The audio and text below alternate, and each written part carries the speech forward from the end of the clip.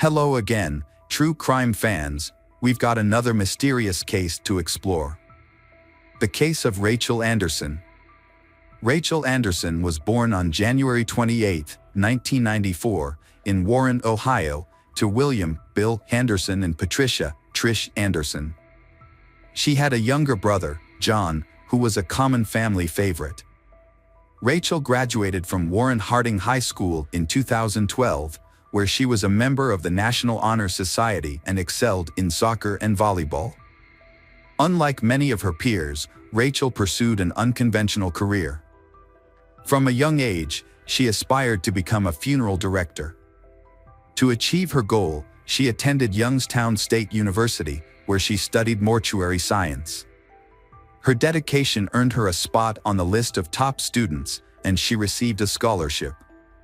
Rachael later furthered her education at Cincinnati College of Mortuary Science, graduating in 2016 with a bachelor's degree in mortuary science. After becoming a member of the Ohio Funeral Directors Association, Rachael moved to Columbus to start her internship at Shaw Davis Funeral Home. She was deeply respectful of her work and felt a strong sense of duty to support grieving families. With her internship nearing its end, she hoped to secure a full-time position at the funeral home. However, her dreams and ambitions were tragically extinguished. Rachael's body was then sent to the morgue for a more thorough examination. The investigation began with interviews of key witnesses, and an autopsy was conducted to analyze the full extent of Rachael's severe injuries. The results showed that she had been strangled and stabbed.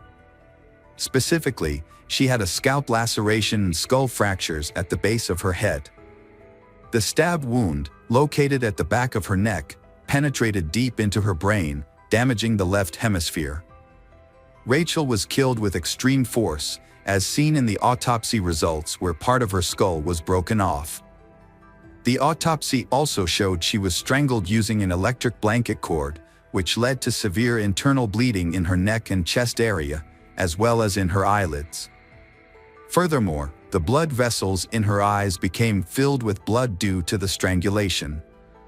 Additional forensic evidence indicated that Rachael was alive when the perpetrator restrained her, shown by bruises and red marks on her wrists and ankles. A DNA sample was discovered on the rope used to restrain Rachael and on her body.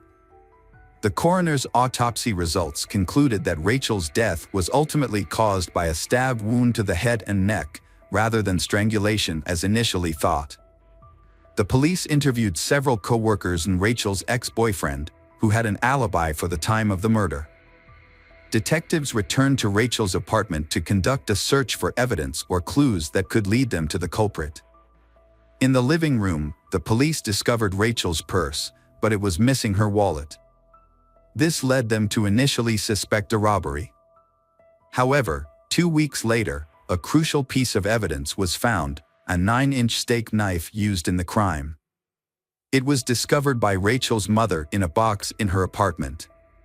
However, the severity of the torture suggested that the perpetrator was not just a common thief, but rather someone who carefully planned their actions and took pleasure in having control over the victim. During the investigation, detectives explored various motives behind Rachael's death but struggled to identify suspects. The details of her death were kept under wraps to maintain the investigation's secrecy and prevent tipping off the perpetrator. The discovery of DNA evidence on Rachael's body and at the crime scene initially brought new hope to the investigation. However, it was ultimately unsuccessful since the DNA samples did not match any profiles in the existing database. A new clue emerged when investigators obtained video footage from street surveillance cameras. The footage showed 2 individuals using Rachael's car to drive around the city after her murder, and it was also discovered that cash had been withdrawn from her debit and credit cards. A further investigation using location services revealed a phone number that was in house Rachael's on January 28, 2018, between 7:59 p.m. and 9:25 p.m. By analyzing this evidence, authorities were able to track the location of the suspect. The investigation led to identifying the account holder linked to the phone number, ultimately revealing the suspect. The suspect was identified as 54 years old Anthony Pardon, an offender with a long history of serious crime, including multiple rapes, robbery, kidnapping, and attempted murder. Anthony had previously spent a total of 33 years in prison for these crimes. Anthony's early life was troubled. Initially, he living with grandparents, he moved to live with his mother. As a child, he received diagnoses of conduct disorder and antisocial personality disorder. In March 1979, at the age of 14, he was temporarily committed to the Ohio Youth Commission. Later that year, in July, he was placed in the custody of the court and temporarily transferred to Franklin County Children's Services. In December, Anthony was convicted of making threats and subsequently transferred to the Ohio Youth Commission, where he was placed in foster care. The following year, in 1980, Anthony, then 15 years old, was charged with abuse after assaulting the son of his foster parents. He confessed to the police that he committed the crime due to being emotionally distressed following a heated argument with his girlfriend. In another incident on November 13, 1981, 16 years old Anthony was convicted of several crimes. He had entered his girlfriend's 39 years old mother's home to use the phone, but he pulled out a butcher knife, sexually assaulted her, and stole $100 from her purse. He then gagged she, tied her hands and feet, and placed her in the trunk of his car. Anthony drove her to Valleydale, where he untied her feet and attempted to drown her in a river behind the Valleydale ballroom. However, the woman managed to stay afloat. He then got into the water and held her head underwater, but a passerby intervened and scared him away. The woman survived the assault. Anthony escaped before the police arrived and used the stolen money to purchase tennis shoes and jogging uniforms. In May 1982, in Franklin, Anthony was convicted of various crimes at the age of 17. As a result, he received a prison sentence ranging from 5 to 25 years. During his time in prison, he committed several disciplinary offenses, including possession of a prohibited weapon, setting fire to a mattress, and engaging in physical altercations. He ultimately spent over 24 years behind bars, then being released in November 2006. After his release, Anthony moved to Georgia and applied for a job under a false name. However, his freedom was short-lived. In 2007, he was charged with forgery in Floyd County and received another conviction. This led to a 9-year prison sentence, followed by 20 years of probation and the requirement to wear a GPS ankle monitor. He was released from prison in 2017 and returned to Ohio in June of that year, through an interstate agreement. Upon his return to Ohio, Anthony was placed under the supervision of the Adult Parole Authority and was required to check in with the local sheriff's department every 90 days. Unfortunately, due to budget constraints and negligence on the part of state authorities, he was able to roam free once again without adequate oversight. On August 21, 2017, he was found with lock up a woman in his car. 6 days later, he was stopped for driving without a license and was discovered to be in possession of a kitchen knife and a shotgun. Despite these incidents, he was not taken into custody. The investigation into Rachael's case continued to unfold. Security footage revealed a man getting out of Rachael's car and entering a store, while the driver remained out of sight. Police interviewed store employees and eventually identified the man as Anthony Sleets, a local homeless man. Sleets was questioned by police a couple of days later. He claimed that an older man approached him and asked for his help in cashing in his ex-girlfriend's cards. Sleets agreed, becoming an accomplice in the case.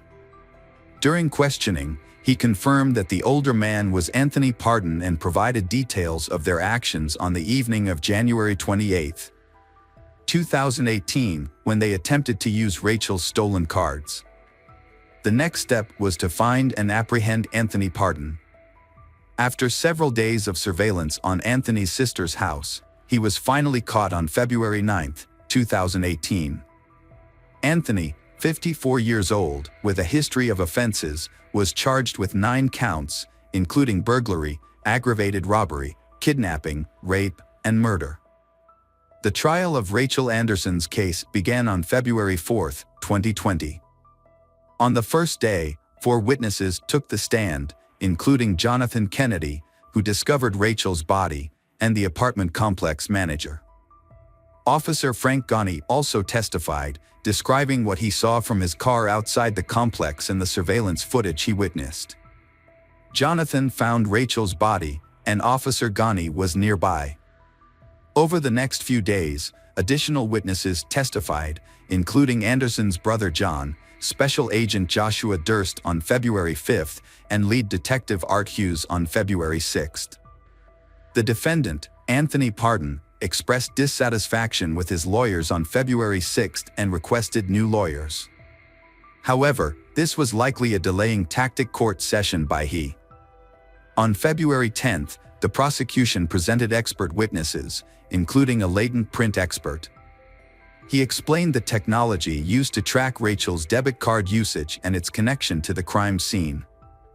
Anthony's sister later took the stand and revealed that her younger brother had given her a debit card, claiming it belonged to his girlfriend.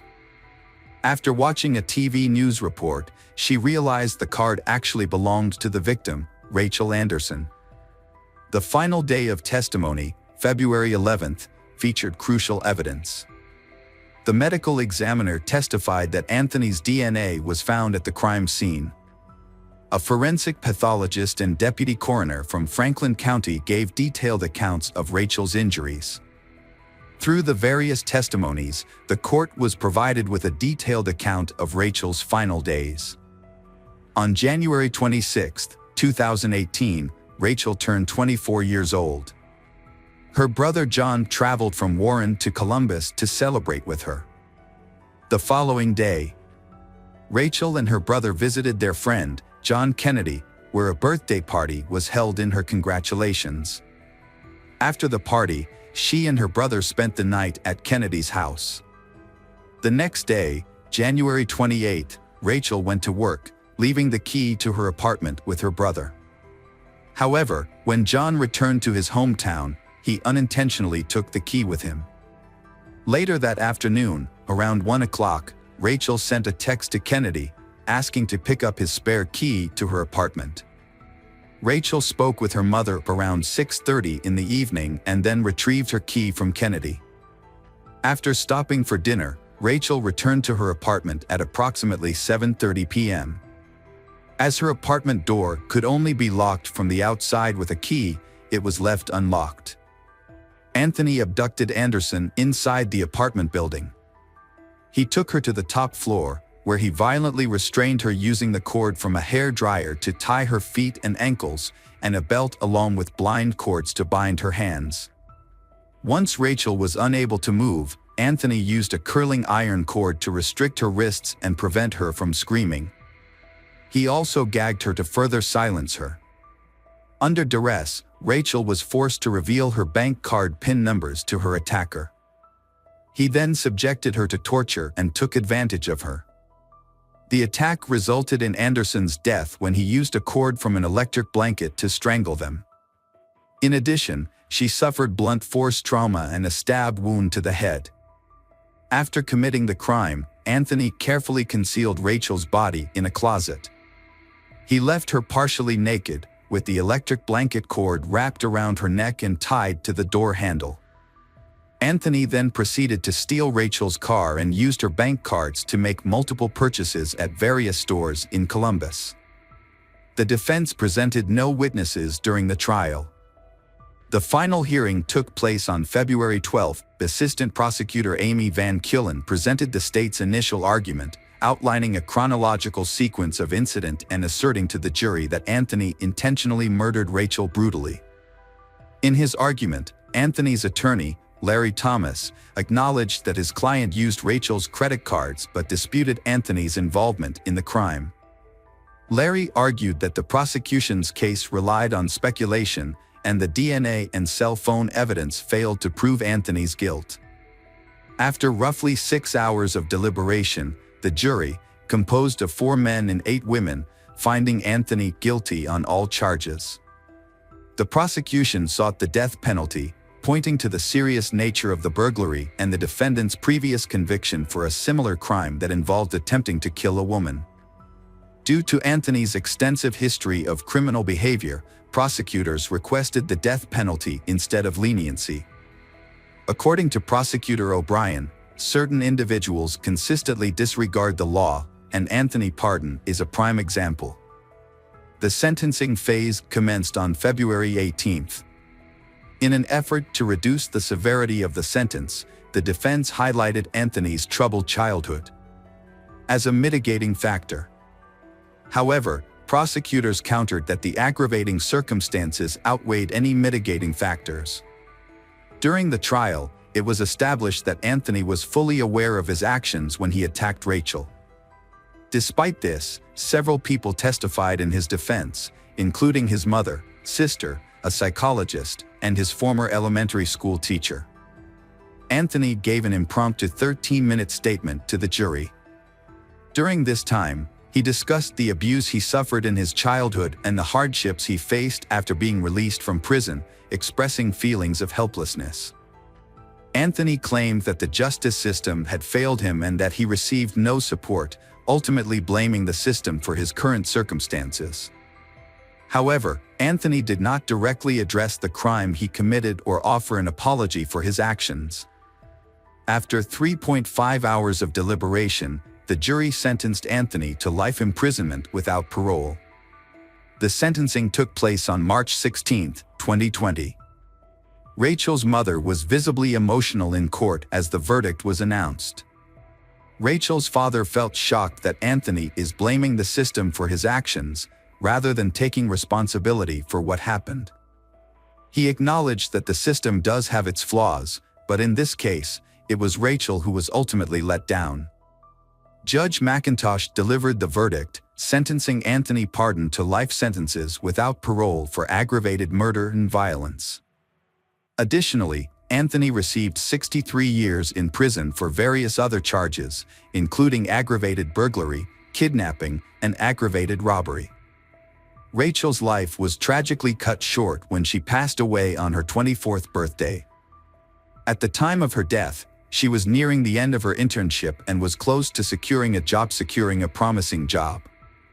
Rachael was laid to rest at Pine View Memorial Park, leaving behind her family and friends were left to cope with the unexpected and devastating loss. Hello friends, welcome to our channel. Today we're going to take a look at another horrible case with you. The case of Sophia McKenna. Sophia McKenna was born on March 7, 1996, in North Stonington, Connecticut. Growing up, Sophia had a happy and carefree childhood. She was a bright and energetic young girl. Sophia developed a close relationship with her siblings. They were from her mother Michelle's first marriage. When Sophia was around 6 or 7 years old, her parents went through a divorce. This event left a lasting impact on Sophia's emotional well-being, causing her significant emotional pain in the years that followed. Sophia was diagnosed with bipolar disorder, a mental health condition marked by severe mood swings during her high school years. The condition affected her mood, behavior. Although Sophia received treatment, including medication and therapy, there is no cure for the condition, which posed significant challenges for both her and her family. Bipolar disorder had a profound impact on Sophia's daily life, leading to unpredictable behavior and a chaotic lifestyle. Her relationships were often unstable and those around her struggled to cope with her condition. However, in 2015, Sophia met Austin, a charismatic and optimistic person who quickly captured her heart. Sophia and Austin had a volatile relationship due to Austin's aggression and anabolic steroid use for sports. They argued frequently, sometimes leading to physical fights. Sophia's mental health struggles often contributed to these conflicts. Austin's aggression left Sophia injured several times, requiring hospitalization. When Sophia discovered Austin's affair about a month before the incident, she decided to end the relationship, but they still saw each other occasionally. Sophia persevered through her struggles and continued to progress in life. As a young woman with striking features, she worked briefly as a model for a local company's jeans advertisements, which helped fund her education. Sophia eventually graduated as a licensed massage therapist and landed a job at the Red Door, a high-end spa in a luxury hotel. It was there that she met her 20-year-old coworker, Spencer Mugford. A beach lover and keen swimmer from Florida, Spencer was hired as a sailing instructor. Spencer and Sophia developed a strong connection due to their shared interests. They started dating, but their relationship was short-lived as their families did not approve of it, mainly because they were often surrounded by trouble. Michelle, Sophia's mother, was particularly concerned about her daughter's well-being as Sophia was frequently meeting Austin, an ex-boyfriend, and drinking alcohol, which had become a regular habit. In the end, Sophia's relationship with Spencer did not work out, and they decided to remain friends. The exact reason for their breakup is unclear, but it seems Sophia may have reunited with Austin. Despite this, Sophia and Spencer continued to spend a lot of time together, both at work and outside of work. Spencer and Sophia had always been intrigued by the mysterious lighthouse and decided to visit it on the eve of Memorial Day. Their trip, however, ended in an unexplained event. On June 8, 2018, a commercial fishing vessel near the Long Island Strait made a disturbing discovery. The crew spotted something unusual in the water, and upon closer inspection, it turned out to be a corpse. The fishermen quickly alerted the Coast Guard, who then notified the police. When the police arrived, they recovered the body of a young man from the shoreline and observed unexplained bruises and abrasions on the body. The deceased was later identified as Spencer Mugford, who, along with his girlfriend, Sophia McKenna, had been reported missing just a few days earlier. To understand what led to Spencer's death, his body underwent an autopsy. The results confirmed that Spencer had drowned, and experts did not find any signs of violence or assault. However, some details from the autopsy were kept undisclosed. In the same week that Spencer and Sophia went missing, 2 other men went missing in the same area. Their bodies were later discovered. And like Spencer, they had drowned. Initially, police believed that these incidents were unfortunate accidents caused by adverse circumstances. Remarkably, despite an extensive search, Sophia McKenna's body has not been found. On the night of May 27, 2018, in the small town of Groton, Connecticut. Although the investigation is ongoing, the case remains unsolved, leaving many questions unanswered. The story revolves around Sophia McKenna and Spencer Mugford, who decide to hike to the New London Lighthouse, located along the Thames River in a location considered mystical by locals. Built in 1909, this historic lighthouse has become famous for claims of paranormal activity involving Ernie, the first lighthouse keeper. According to local legend, Ernie's grief led to his tragic death after he jumped from the roof of the lighthouse following a painful breakup. Since then, locals and visitors have reported many strange occurrences. Mysterious events have included doors and windows opening for no apparent, sheets falling off beds, and radios turning on for no reason. Sailors have also reported mysterious incidents, such as boats leaving the shore on their own. As a result, the lighthouse has become a place of paranormal stories. The following Saturday, Sophia's friend Austin tried to reach her, but his calls and messages went unanswered. Initially, Austin wasn't concerned, knowing Sophia often slept in late. As the hours passed with no response, he started to worry and contacted Sophia's mother, Michelle. Michelle hadn't checked her phone because her younger daughter had been playing with it since morning. When she finally checked, she found 7 missed calls from an unknown number. Michelle attempted to call the number back, only to reach Spencer's voicemail, suggesting that the calls might have been from Sophia. Michelle attempted to contact Sophia but was unsuccessful. She and Austin then began a search. Austin called nearby hospitals, while Michelle filed a report with the police about a missing person. They also reached out to Spencer's family, who were equally worried since he had missed a significant family event and was unresponsive to their calls and messages. Michelle and Austin visited Spencer's apartment but found no indication that he had recently been there. The night before, Spencer's father learned that his son had met Sophia, which made him and his wife worried about the problems Sophia was having. Spencer's mother said that her son had planned to go fishing with a friend. The last time she spoke to Spencer was at 10 p.m. when her son said goodnight to her. Realizing that something was wrong, the Spencer family also reported their son and girlfriend missing to the police around 6:30 p.m. Police began searching for Sophia and Spencer. During the search, Austin contacted the sheriff to share some information about Sophia and Spencer's whereabouts the night before. He also told the sheriff that he had seen a video that Sophia had posted on Snapchat the night before. In the video, recorded on Spencer's phone, Sophia and Spencer can be seen having fun on a boat, heading towards the lighthouse. The footage shows a young man rowing towards the lighthouse. Everything seems normal. The photo taken before the incident shows Sophia posing playfully in front of the lighthouse with a concrete barrier and a "no passing" sign in the background.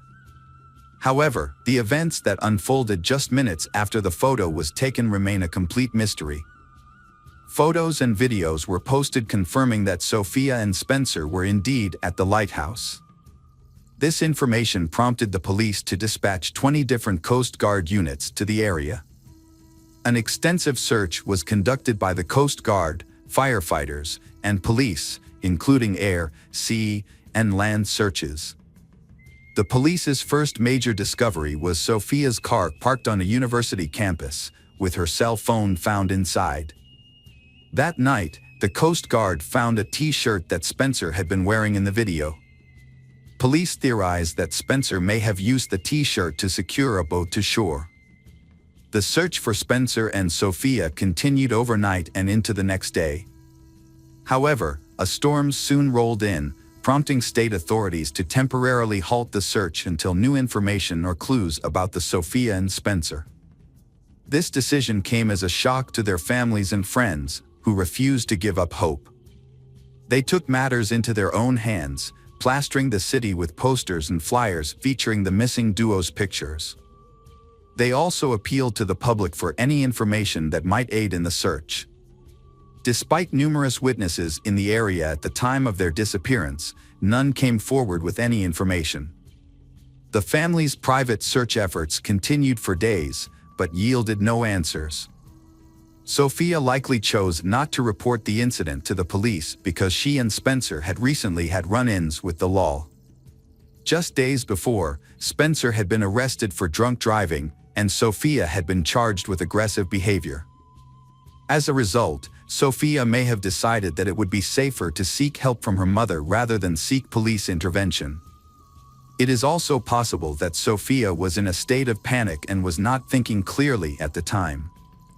Without more information about her situation, it is difficult to say for sure why she made this decision. Police tried to piece together events on May 26, 2018. Memorial Day was coming up. Sophia was not working that day, but Spencer agreed to cover a coworker's shift from 7 a.m. to 7 p.m. After work, the pair planned to meet up and attend the city's Lantern Festival together. Their plan was to spend the remainder of the day together, including a visit to a local lighthouse known for paranormal activity, which they were eager to experience. However, what happened after Spencer's shift is unclear. There is no information on who they met or where they went, and it is unknown if they had been drinking.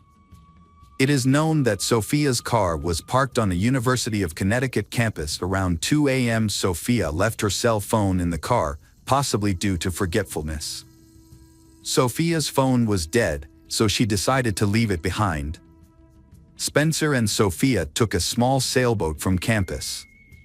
The boat had no motor and weighed only 14 pounds, with oars as the only means of propulsion, and headed towards the lighthouse, navigating through treacherous rocky shores without safety equipment. That was all the information police had that night. On Monday evening, a police search helicopter spotted a white and blue sailboat stuck in the rocks about 7 miles west of the lighthouse.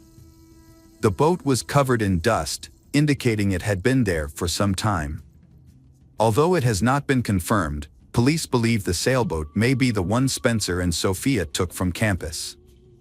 Fingerprints found at the scene of the boat were never examined or disclosed to the public, making it impossible to determine if they matched the fingerprints of the missing young couple, Sophia McKenna and Spencer Mugford.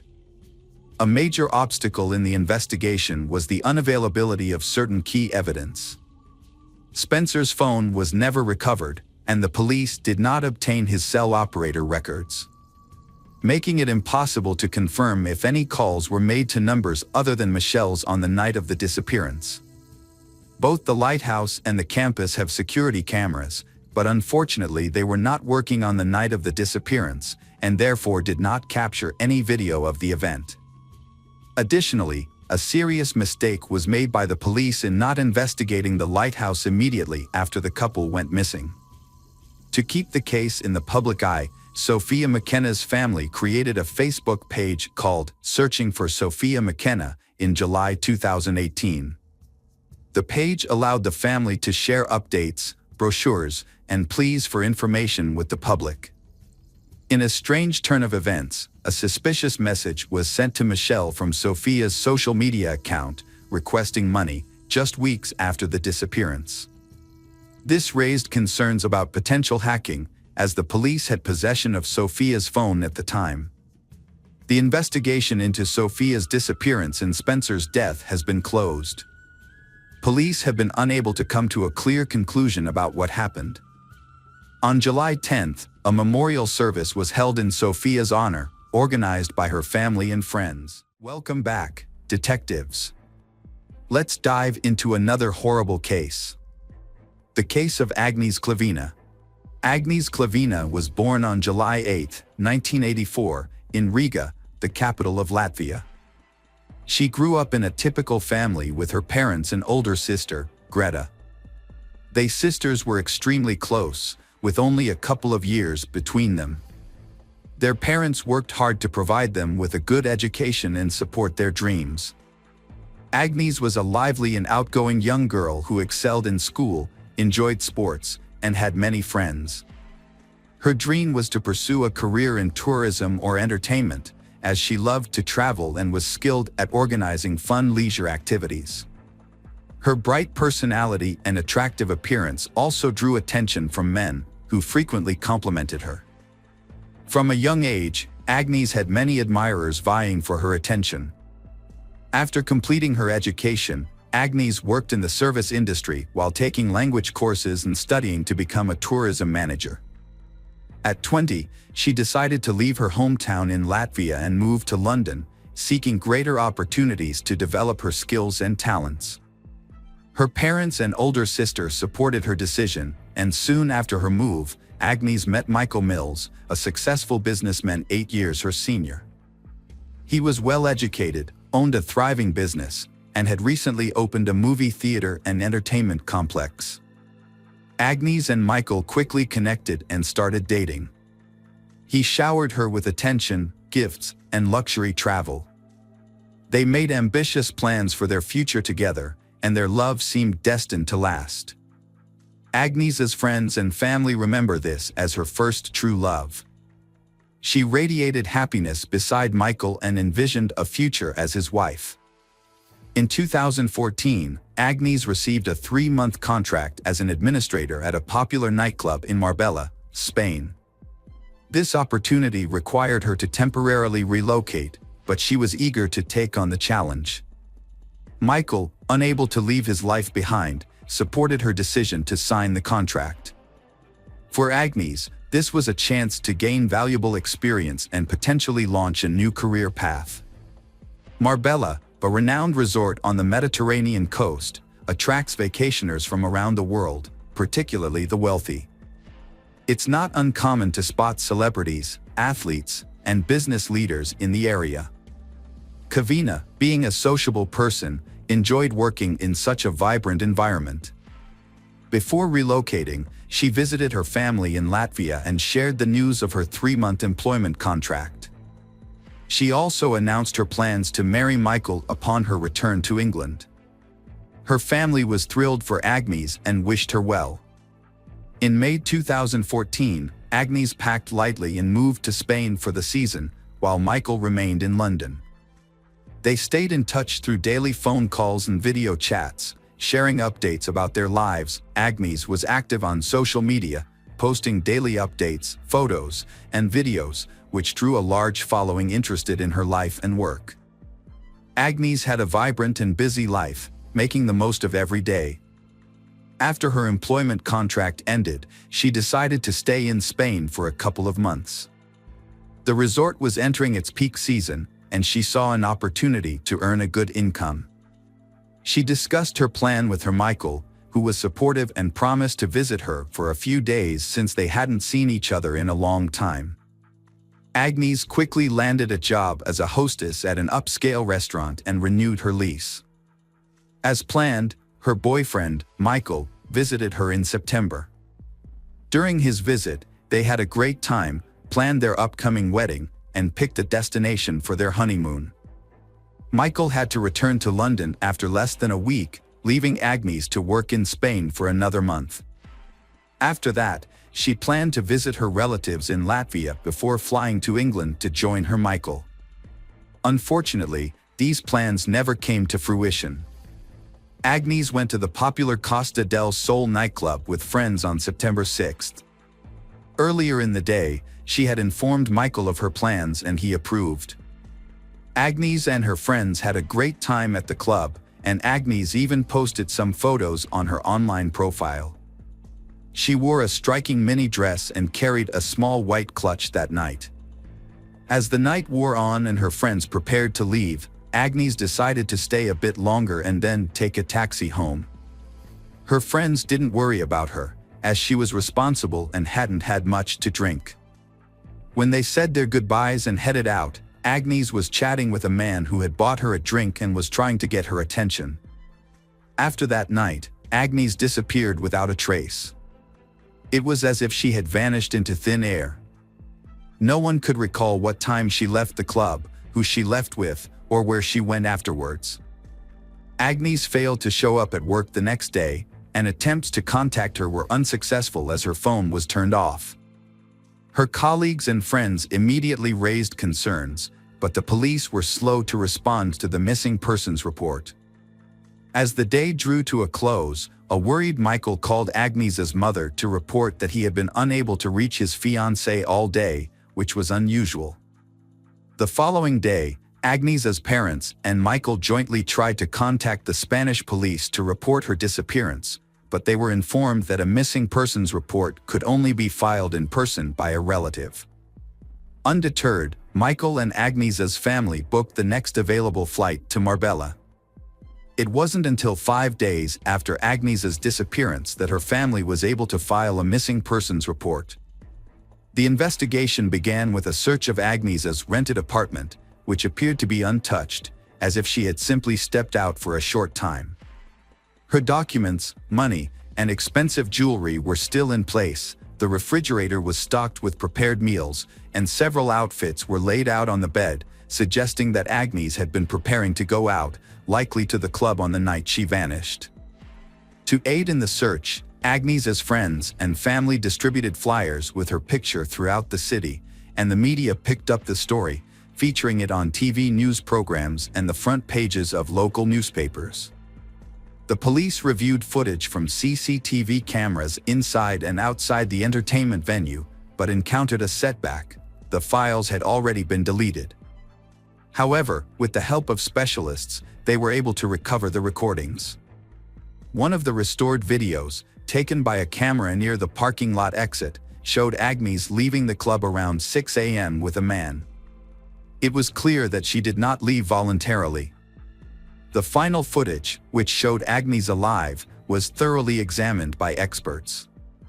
However, the more they studied the footage, the more alarming it became. Agnes was seen being led by a man to the parking lot, clearly under duress. He had a tight grip on her waist, and Agnes looked frightened. She attempted to break free multiple times and appeared to be saying something emotional, but he persisted in leading her to a Mercedes A63 with tinted windows.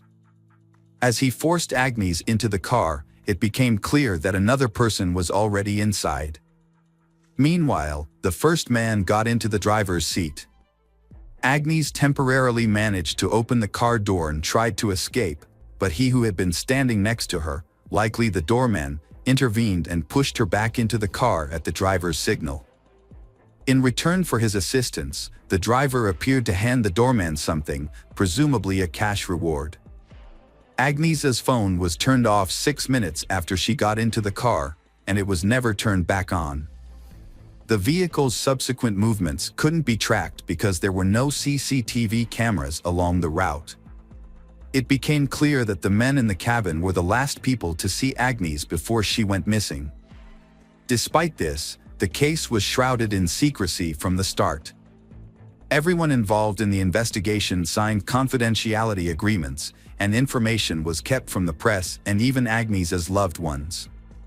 For the first few months, Agnes's parents and Michael were left in the dark, with only vague updates that the investigation was ongoing and that it was too early to draw conclusions.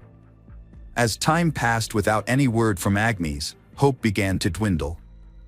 Agnes's fiancé, Michael, periodically gave interviews pleading for help in finding her, but no one ever came forward with information. It wasn't until 6 months later that Agnes's relatives were finally shown footage from the club's cameras and given the names of the 3 men who had last been in contact with her. Wesley Capper, the son of a wealthy British millionaire, was identified as he who forcibly removed Agnes from a club and pushed her into a car. Wesley Capper was accompanied by his longtime friend, Craig Porter, who had no specific occupation and had previously been on the police's radar. A third man, Cyan Usman, a dark-skinned doorman, was also in the car. Under interrogation, all 3 men claimed they were innocent, stating that Agnes had voluntarily gotten into the car. According to Wesley Capper, he and a friend had met Agnes at a club and approached her to strike up a conversation. Wesley Capper claimed that Agnes was already intoxicated, but this contradicts the testimony of her friends. He also stated that Agnes had accepted a drink from him and his friend.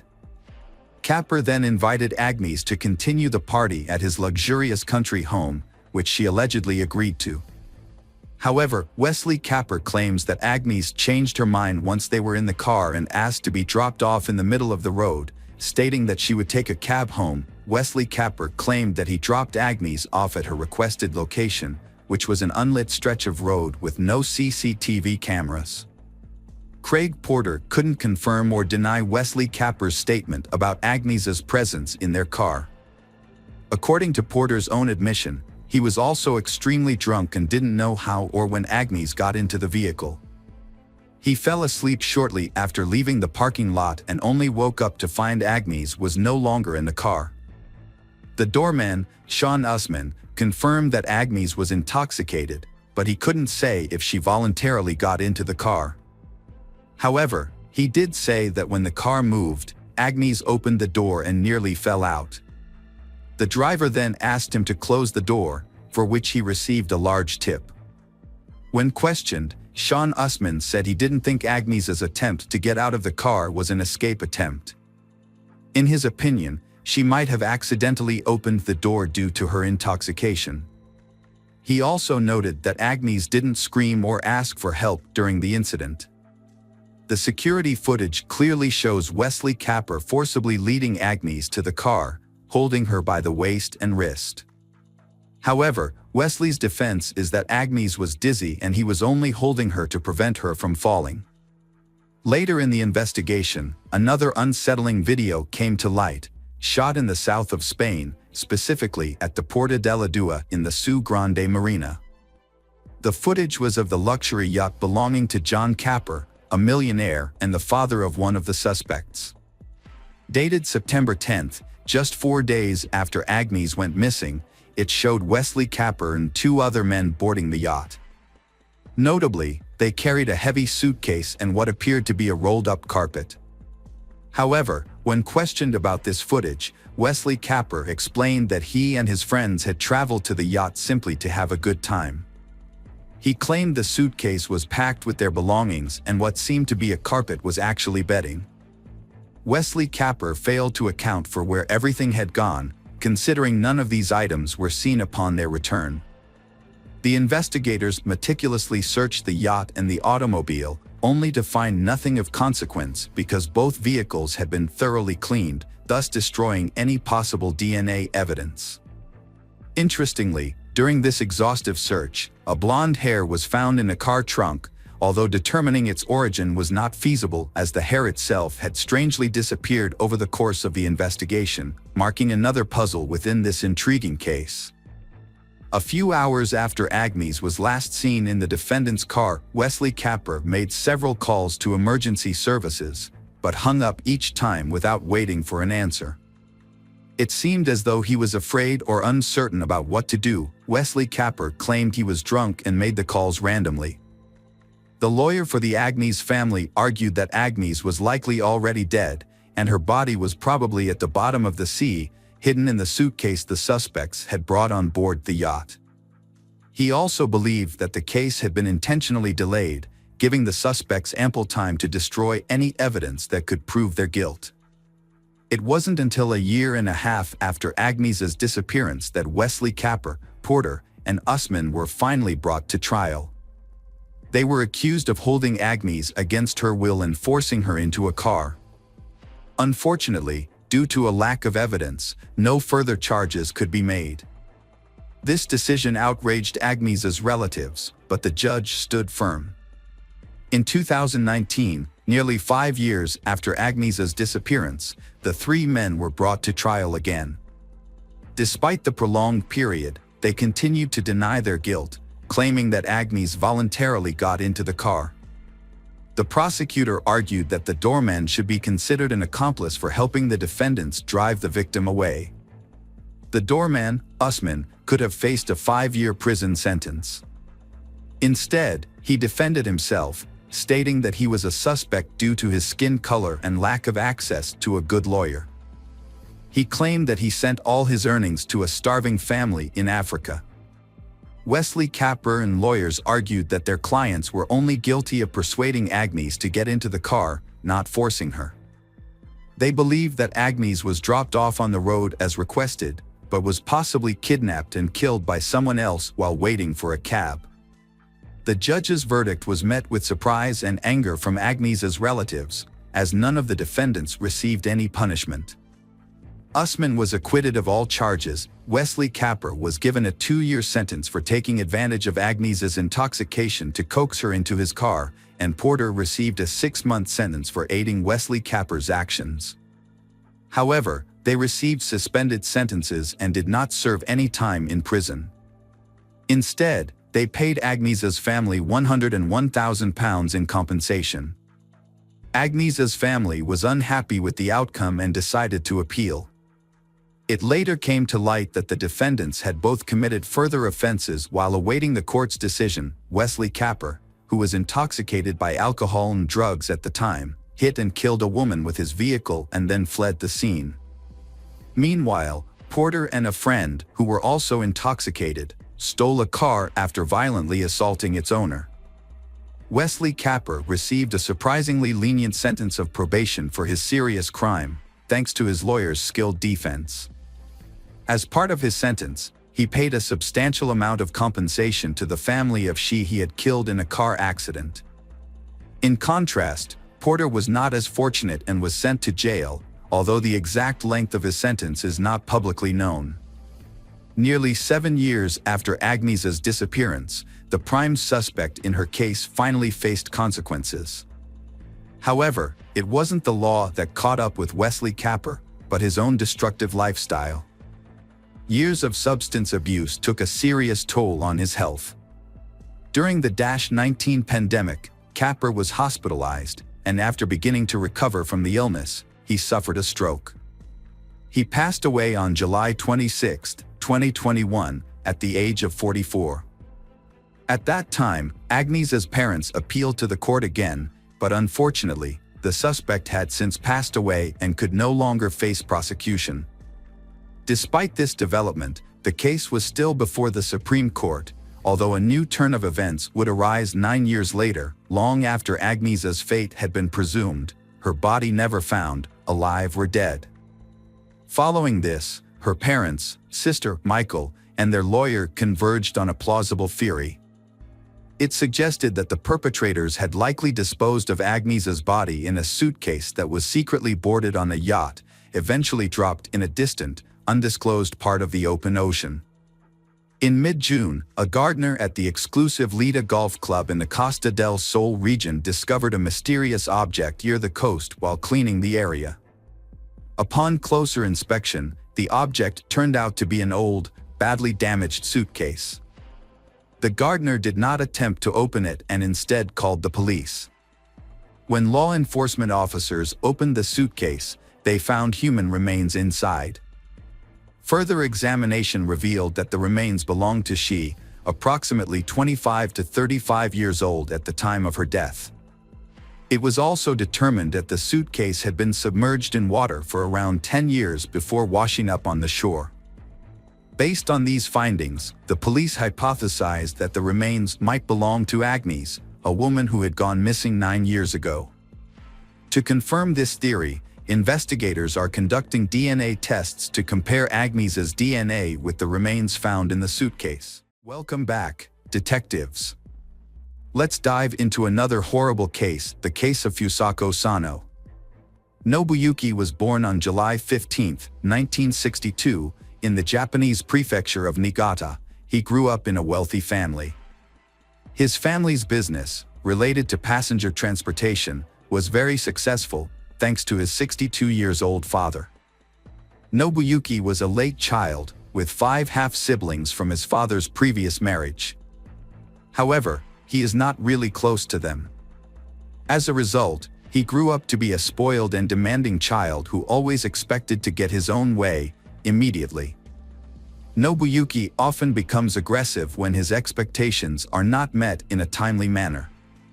One notable incident occurred. He threw a tantrum in a store, punching his mother when she refused to buy him another toy. Nobuyuki struggled to form relationships with his peers due to his complicated and sometimes unusual behavior. He was also self-conscious about his height, which often caused him to hunch over. This behavior caused his classmates to tease him and give him unflattering nicknames. Despite this, Nobuyuki's family resided in a luxurious 2-story European-style house, which featured a spacious room specifically designed for him. The boy was uncomfortable in the room, fidgeting and expressing fear of being alone. This behavior led his parents to take him to see a doctor. After an initial review, he was referred to a psychiatrist who diagnosed him with multiple disorders, a fear of the dark, a fear of germs and dirt, and a unique of autophobia, fear of loneliness, sociophobia, anxiety related to social interactions. Essentially, he feared both being alone and being around others. As a result, he became a loner in high school, never forming close relationships with classmates, and never having a girlfriend despite his attractive appearance. His peers avoided him, and he became an outcast. The only people he felt comfortable expressing his anger and frustration to were his elderly parents, who forgave him and tried to calm him down with gifts and money. As an adult, he struggled to hold down a job. He frequently got into conflicts with colleagues, neglected his responsibilities, and would often leave work in the middle of the day for no good reason, such as when it was raining and he felt sad. On one occasion, he intentionally hurt a female coworker, likely trying to get her attention out of sympathy. Although the incident was attributed to an accident, he was fired immediately.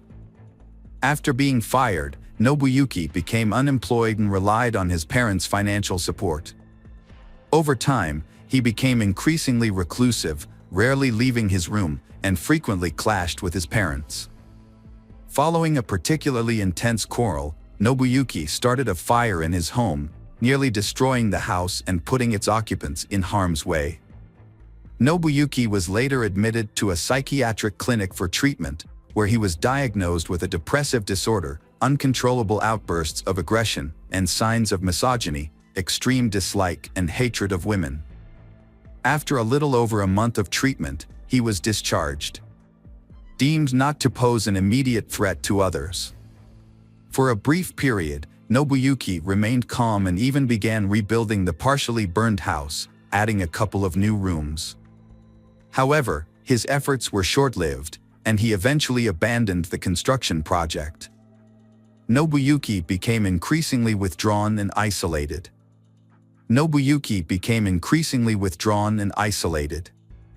He spent most of his time in his room, watching TV.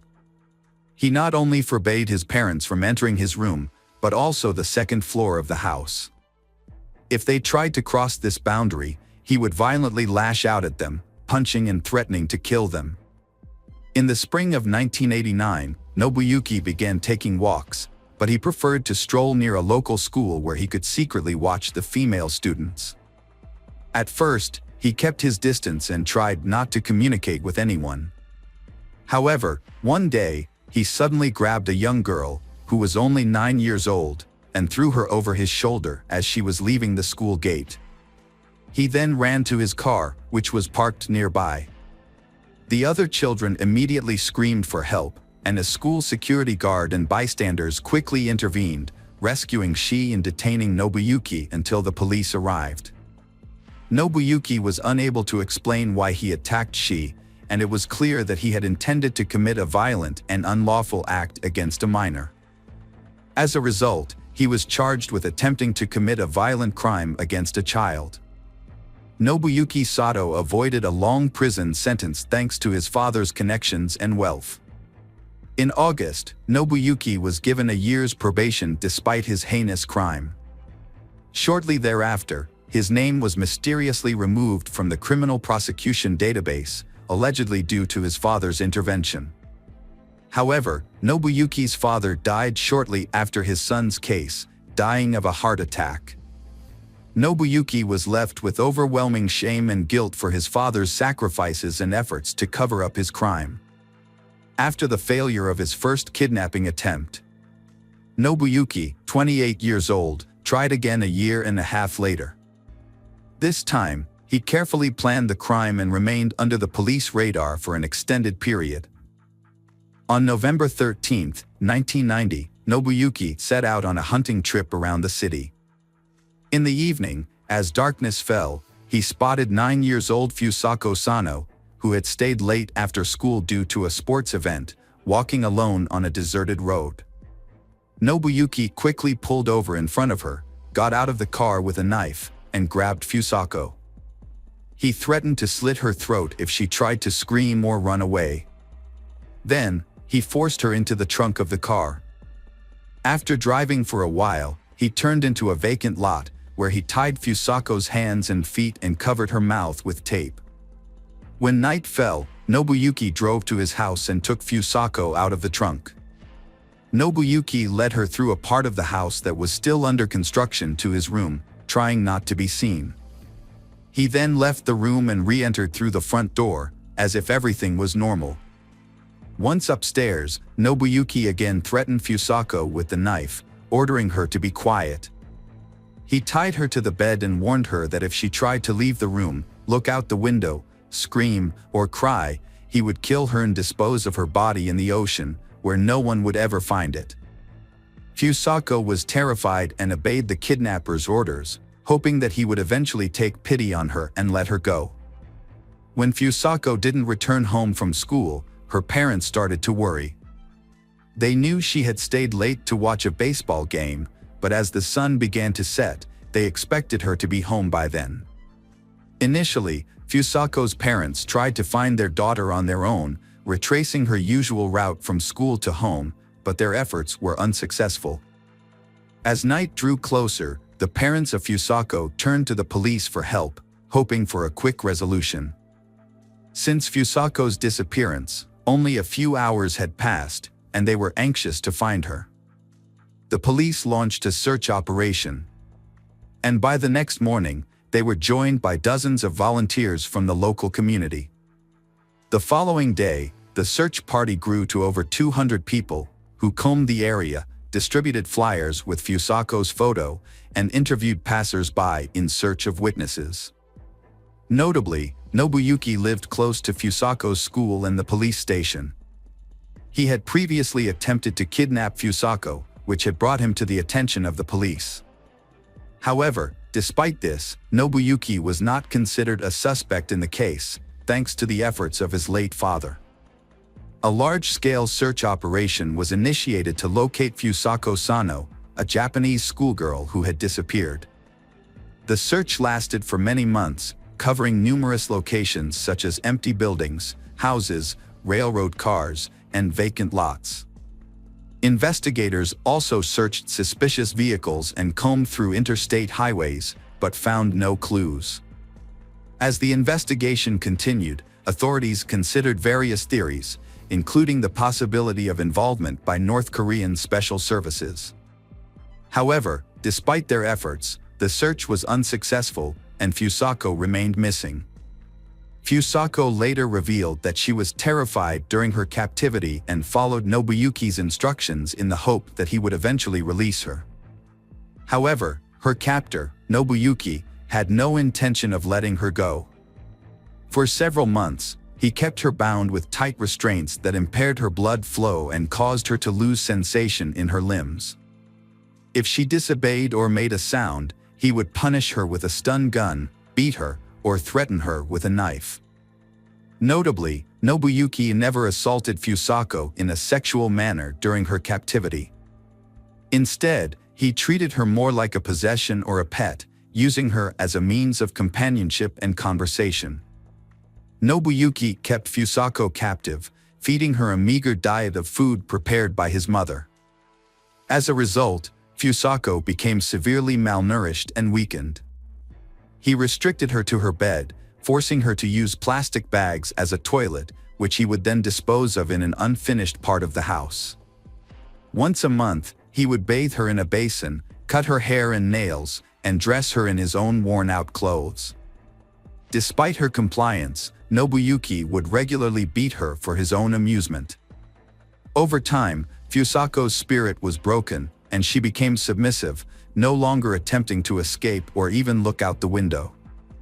As the years passed, Nobuyuki stopped bothering to physically restrain Fusako, and didn't even think to lock the door when he stepped out. He would simply cover her with blankets or towels. Occasionally, he would turn on the radio or watch TV with her, but only to programs that interested him, such as Scottish or sports matches. He also brought her comic books, which he enjoyed himself. These were the only things Fusako had to read during her confinement. For nearly a decade, Fusako was isolated, never speaking to anyone else or leaving her room. She remained in bed most of the time, hardly moving or trying to resist her situation. Fusako had become so resigned to her fate that she no longer attempted to escape or call for help.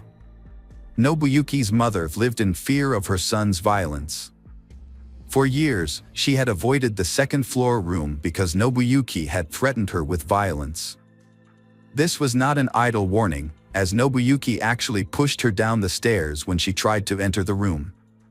She retired in 1996 at the age of 73, and her circumstances became extremely difficult. Nobuyuki regularly abused her, forcing her to follow his rules. Desperate for help, she went to the police in the spring of 1996 and filed a report, stating that she was a victim of domestic violence at the hands of her son. However, the police seemed reluctant to intervene and persuaded her to withdraw her statement, advising her to handle the situation on her own. She also sought help from a public health center, complaining about her son's aggressive behavior and requesting that he be hospitalized for psychiatric evaluation. Her concerns were ignored, and she was told her son's actions were not worth worrying about.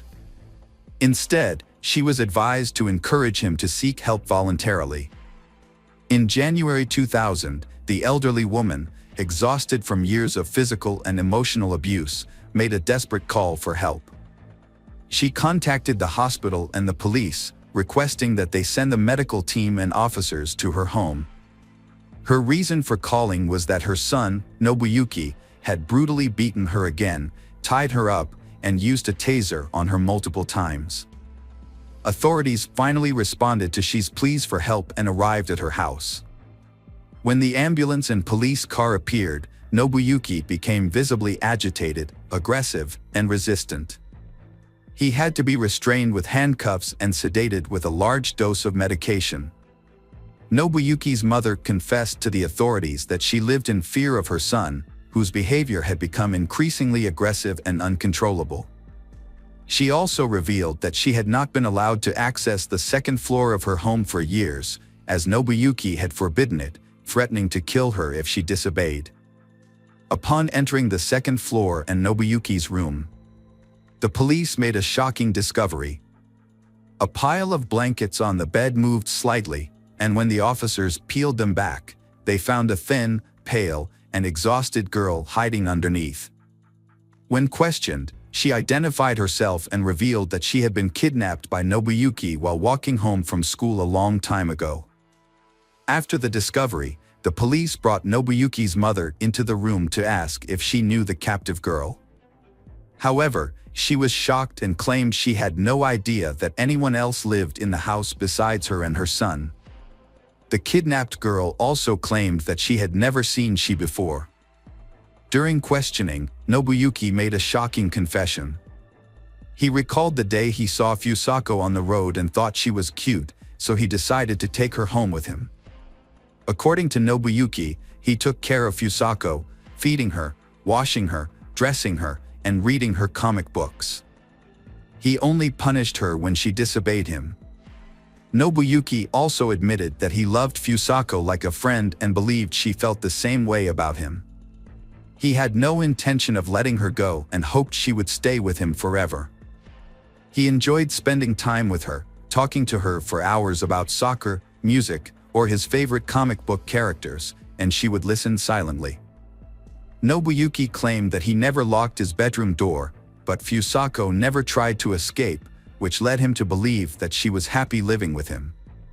A medical examination concluded that despite his mental disorder, Nobuyuki was able to understand his actions and thus was eligible to stand trial.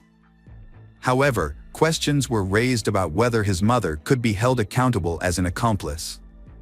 She often bought feminine hygiene products for her son, which raised suspicions. Despite her repeated efforts to alert authorities and get medical help for her family, her concerns were consistently disregarded. The case drew widespread attention before the trial even began, the city police facing heavy criticism. Nobuyuki had previously been prosecuted for attempting to kidnap a schoolgirl. But he had managed to avoid suspicion when he carried out his plan. As a result, the local police chief and the head of the regional police department were removed from their posts for failing to control the situation from the start and making numerous mistakes. Nobuyuki Sato went on trial in May 2000. The prosecution thoroughly examined every detail of his actions, including minor offenses. Nobuyuki was found guilty and sentenced to 14 years in prison, the maximum term.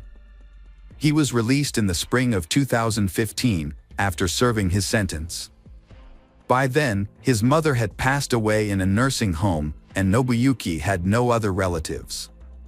He was found dead about a year and a half later, in early 2017, in a small rented room. The cause of his death was not disclosed. When Fusako was discovered, she was extremely weak and could barely stand. Doctors diagnosed her with exhaustion, dehydration, and muscle atrophy. She also stuttered, was afraid of sunlight, and had lost most of her communication skills. Her parents didn't even recognize their daughter when they saw her after nearly a decade. It took Fusako about a year to recover physically, but her mental health took much longer to heal. She suffered from severe post-traumatic stress disorder and became withdrawn, avoiding people. Her intelligence was also affected, remaining at the level of a 9-10 years old child. Her parents took her out of town, changed her name to Sachiko Yamada, and refused to speak to the press. Over time, Sachiko made friends, took up photography, and even passed her driver's license test. In 2007, a family outing took a devastating turn when her father accidentally drowned in a pond she tragically witnessed. Hi everyone, thanks for returning. Let's unravel another perplexing mystery. The case of Nicole Peets. Nicole Peets was born on February 26, 1973 in King County, Washington.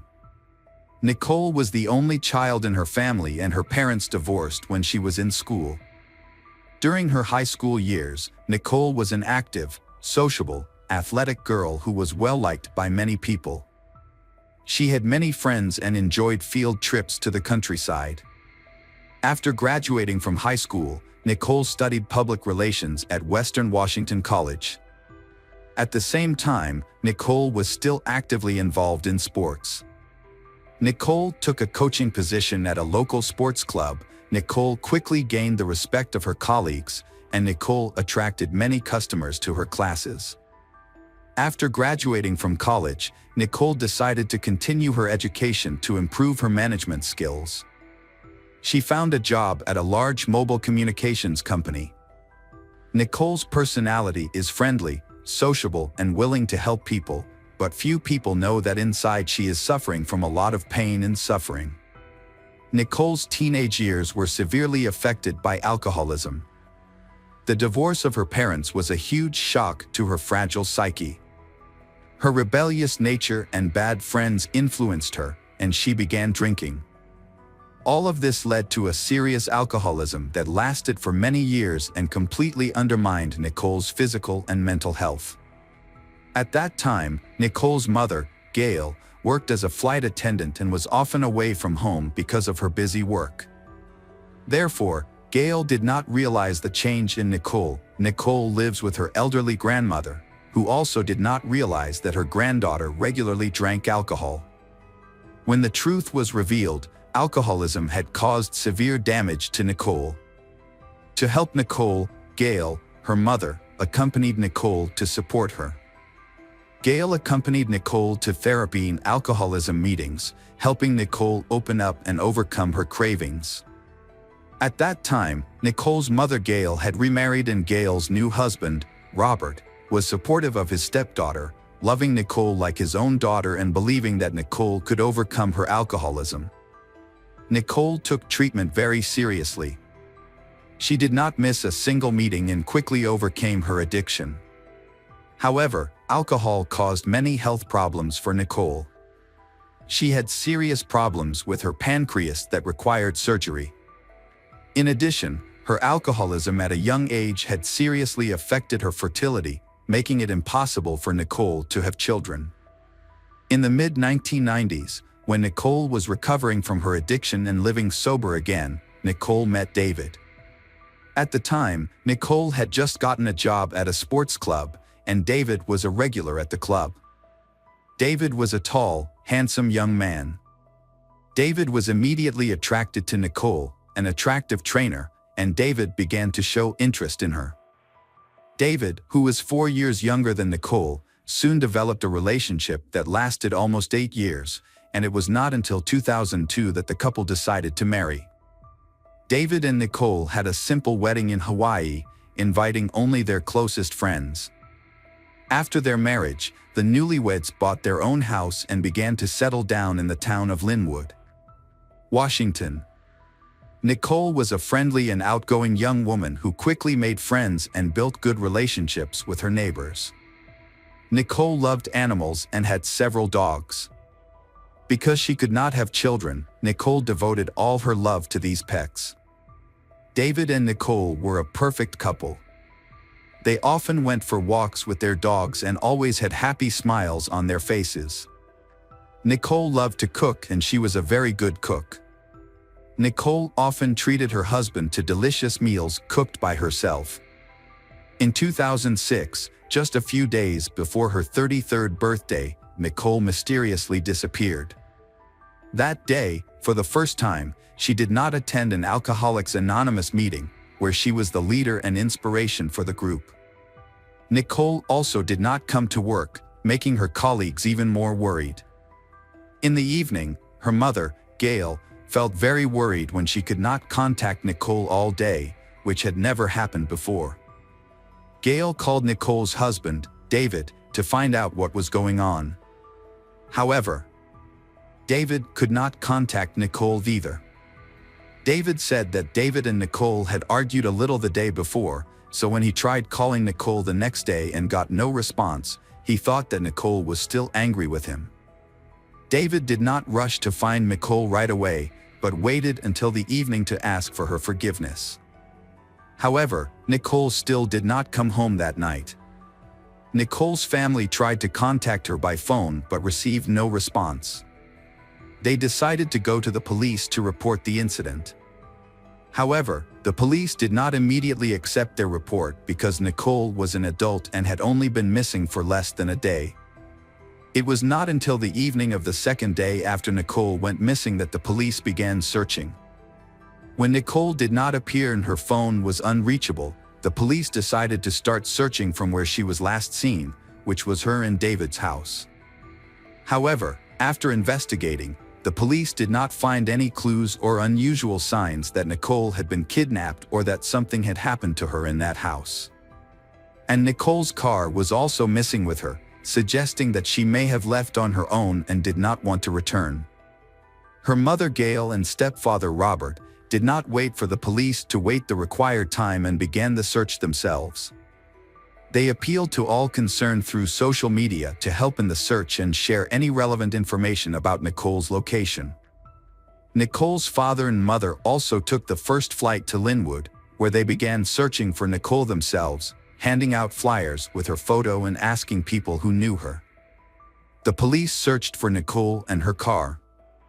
They tried to determine the route the car had taken on the day Nicole went missing. But there were no clues. The next morning a man was jogging when he took a shortcut through an area that was very sparsely populated. As he passed through that area, he noticed something strange in the bushes. As he got closer, he realized it was the severely mutilated body of a naked woman. He immediately called the police and reported the incident. The police quickly arrived at the scene. At the scene was the body of a young woman without any clothes on. Based on the number of bruises and scratches, the victim had been brutally beaten. The cause of death was asphyxiation due to strangulation with bare hands. The police suspected that the body was Nicole Peets, who had been missing for several days. When Nicole's mother, Gail, went to the morgue to identify the body, Gail fainted when she saw the body, and her husband, Robert, was also very sad. As for Nicole's husband, David, he did not show any signs of grief. This made everyone around David feel a little suspicious of his reaction. The police continued to search for Nicole's car, hoping to find traces of the killer in the car. Information about the missing car was widely publicized in the media, along with a call for people to contact the police if they saw the car. Some time later, a gray Volkswagen Polo was found in a parking lot on the outskirts of town. The security guard there discovered the car when he realized that it had been left there for a long time. At the time, he did not know that the car was involved in this serious murder. The police took the car for inspection and examined it to look for evidence and clues to help track down the criminal. However, after the inspection, they found no traces, except for the fingerprints and DNA traces of Nicole and her husband David. Without finding any concrete evidence, the police returned the car to David. The truth is that Nicole was brutally murdered, but the motive for the crime remains unclear. In addition, the carjacking theory is unlikely, as the car was abandoned shortly after on the other side of town. Nicole Peets' case remains unsolved after nearly a year of investigation. There have been no new leads or leads in the search for the perpetrator. No one saw the suspect leave his car in the parking lot because it was not crowded and there were no surveillance cameras in the area. What is suspicious is that Nicole's case has been kept secret. Information about the investigation and new evidence has not been disclosed to the family. Nicole's relatives have not been fully updated, only receiving small details. Nicole's bank card was used at a gas station after she went missing. Although the police have collected images from the cameras, they have not yet disclosed the results of the investigation. When Nicole's case did not progress and the perpetrator was still at large, Nicole's parents decided to conduct an investigation themselves. They hired a private investigator to gather information, verify some suspicions, and offer a reward for anyone who could provide useful information. The reward was initially $10,000 and later increased to $35,000, but no new leads were found. David initially showed great interest in investigating Nicole's disappearance for the first 6 months. However, after that time, he began to distance himself and had little contact with his in-laws, and David eventually remarried and had children of his own. The news of David's remarriage and children of his own came as a huge shock to Nicole's mother, Gail, because Nicole was unable to have children and was often blamed by David. A grief-stricken Gail repeatedly hinted that the culprit might be her son-in-law. 6 years later, Nicole's case took an unexpected turn. David was arrested as the prime suspect in the case. David did not expect that he himself would be the focus of this investigation. Previously, David had changed his residence and lost contact with Nicole's family, so he thought that the case was over and no one was looking for him. However, David was very surprised when the police raided and arrested him. At that time, David even declared his innocence and was willing to take a lie detector test, but he failed the test. As for the police, they suspected David from the beginning, but lacked concrete evidence. In order to arrest David, the police gathered a lot of evidence to ensure that he was responsible for the crime. In fact, David himself probably thought that he had committed the crime perfectly and would never be discovered. A video from the gas station provided an important clue. Footage of the moment a man paid with Nicole's card showed that the man looked similar to David. Although the man was wearing a hat and sunglasses, making identification more difficult, the footage was a key clue in the case. Police also discovered that Nicole was not wearing her wedding ring. Nicole never left the house without it. Initially, police thought the ring had been stolen with other items, but the box containing the ring was later found on a dressing table in Nicole's home. Police discovered a mouth guard in Nicole's mouth during the autopsy. This was a device Nicole had been prescribed shortly before the tragedy, as she suffered from uncontrollable spasms of her chewing muscles due to anxiety, which led to worn enamel and chipped teeth. The presence of this device suggested that Nicole may have been murdered while she was still asleep in her bed. It is possible that David had forgotten that his wife was using a mouth guard because she had only recently started using it. In addition, the police examined the traces left in Nicole's car. Only David's and Nicole's fingerprints were found in the car. No traces of anyone else were found, suggesting that there was no third person involved in the murder. The investigation also shed light on Nicole and David's family situation at the time. David did not hold any permanent jobs and preferred to spend his time in bars and clubs, where David spent all of Nicole's earnings on alcohol and other women. The family was facing serious financial problems, and the situation became worse over time. Nicole tried to convince David to change his lifestyle and attend alcohol rehabilitation meetings to help David get back on track. However, David's response was indifferent and insulting. David had affairs with many women.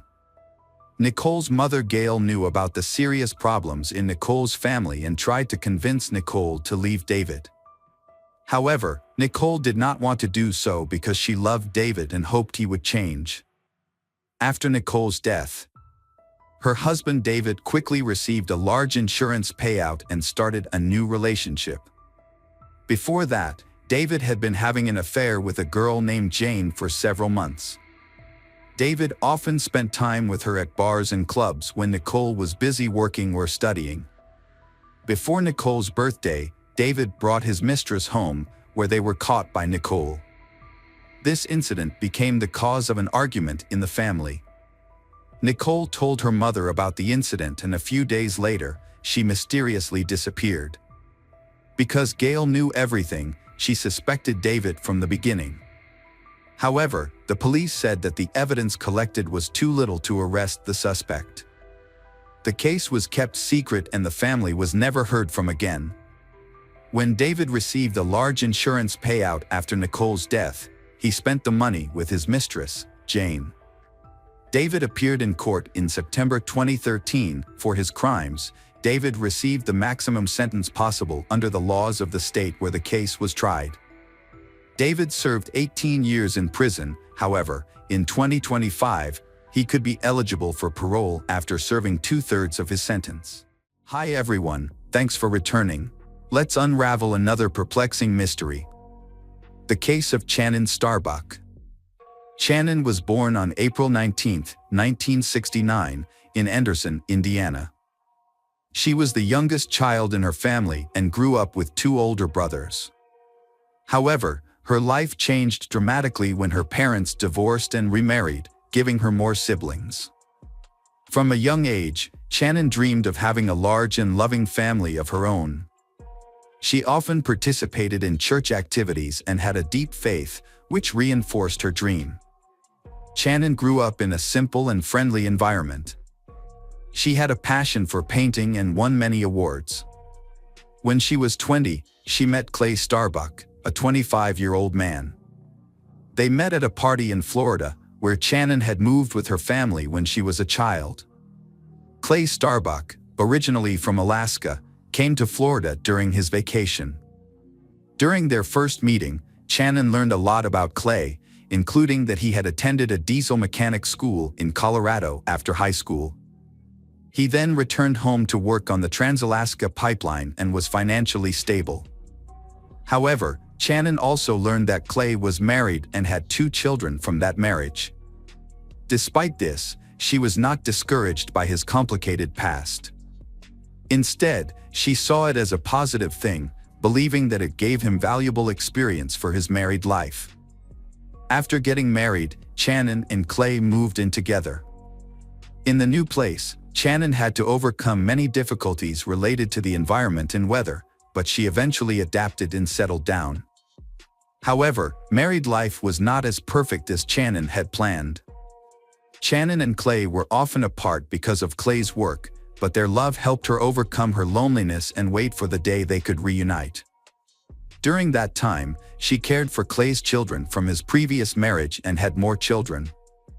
In 1996, the Starbucks family welcomed their son Austin, followed by his brother Blake 3 years later. When their daughter Logan was born, the family was even more excited. However, Logan was soon diagnosed with autism spectrum disorder, adding to the challenges of family life. Shannon had to deal with Logan's illness and try to support her daughter. She became a more caring and nurturing mother to her children. She spent time on health care, education, and community activities.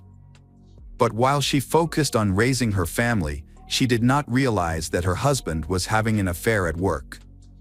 As time passed, the Starbuck family continued to grow, and Shannon welcomed another daughter, Serena. Despite the hardships of life, she still tried to keep her family happy.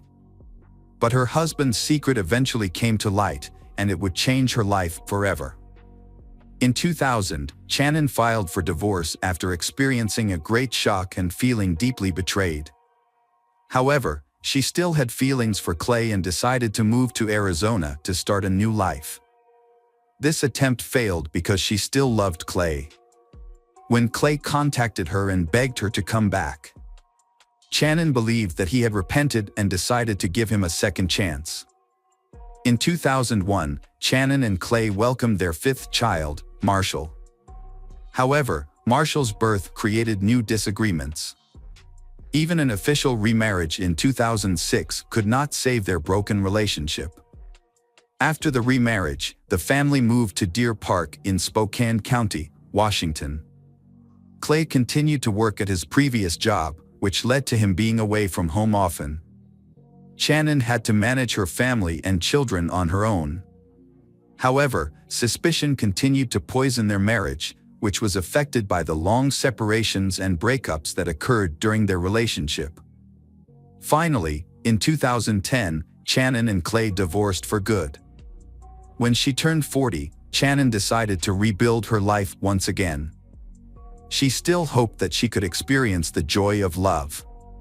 She was also determined not to repeat the mistakes of the past. Even when Clay was seriously injured, she chose not to get back together with him. Instead, she chose to support her ex-husband and provide help when needed. In February 2011, Clay quit his job and decided to settle down permanently in Deer Park. This brought him closer to his children and also closer to Shannon. However, he still hoped that Shannon would come back to him, but Shannon did not share the same views. After finding freedom, Shannon enjoyed her new life. Austin and Blake then moved in with their father, and they were happy to be away from their mother's constant supervision. Shannon found a part-time job and enrolled in a dental assistant course after her divorce. She had to take care of her family and provide for her children, especially when her ex-husband stopped paying child support due to illness. However, she still had another man to support her in case of emergency. Her children often stayed with this man every Wednesday and on the second and fourth weekends of the month. After completing the course and receiving her certificate, Shannon was proud and began to pursue a new dream. She created a profile on a dating website, hoping to meet a man who was worthy and could help her forget her past. She still regretted spending so many years with Clay, a man who did not appreciate her. However, one morning in December 2011, her dream was suddenly ended.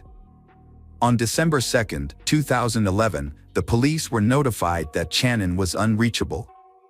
Her ex-husband, Clay Starbuck, was the first to report.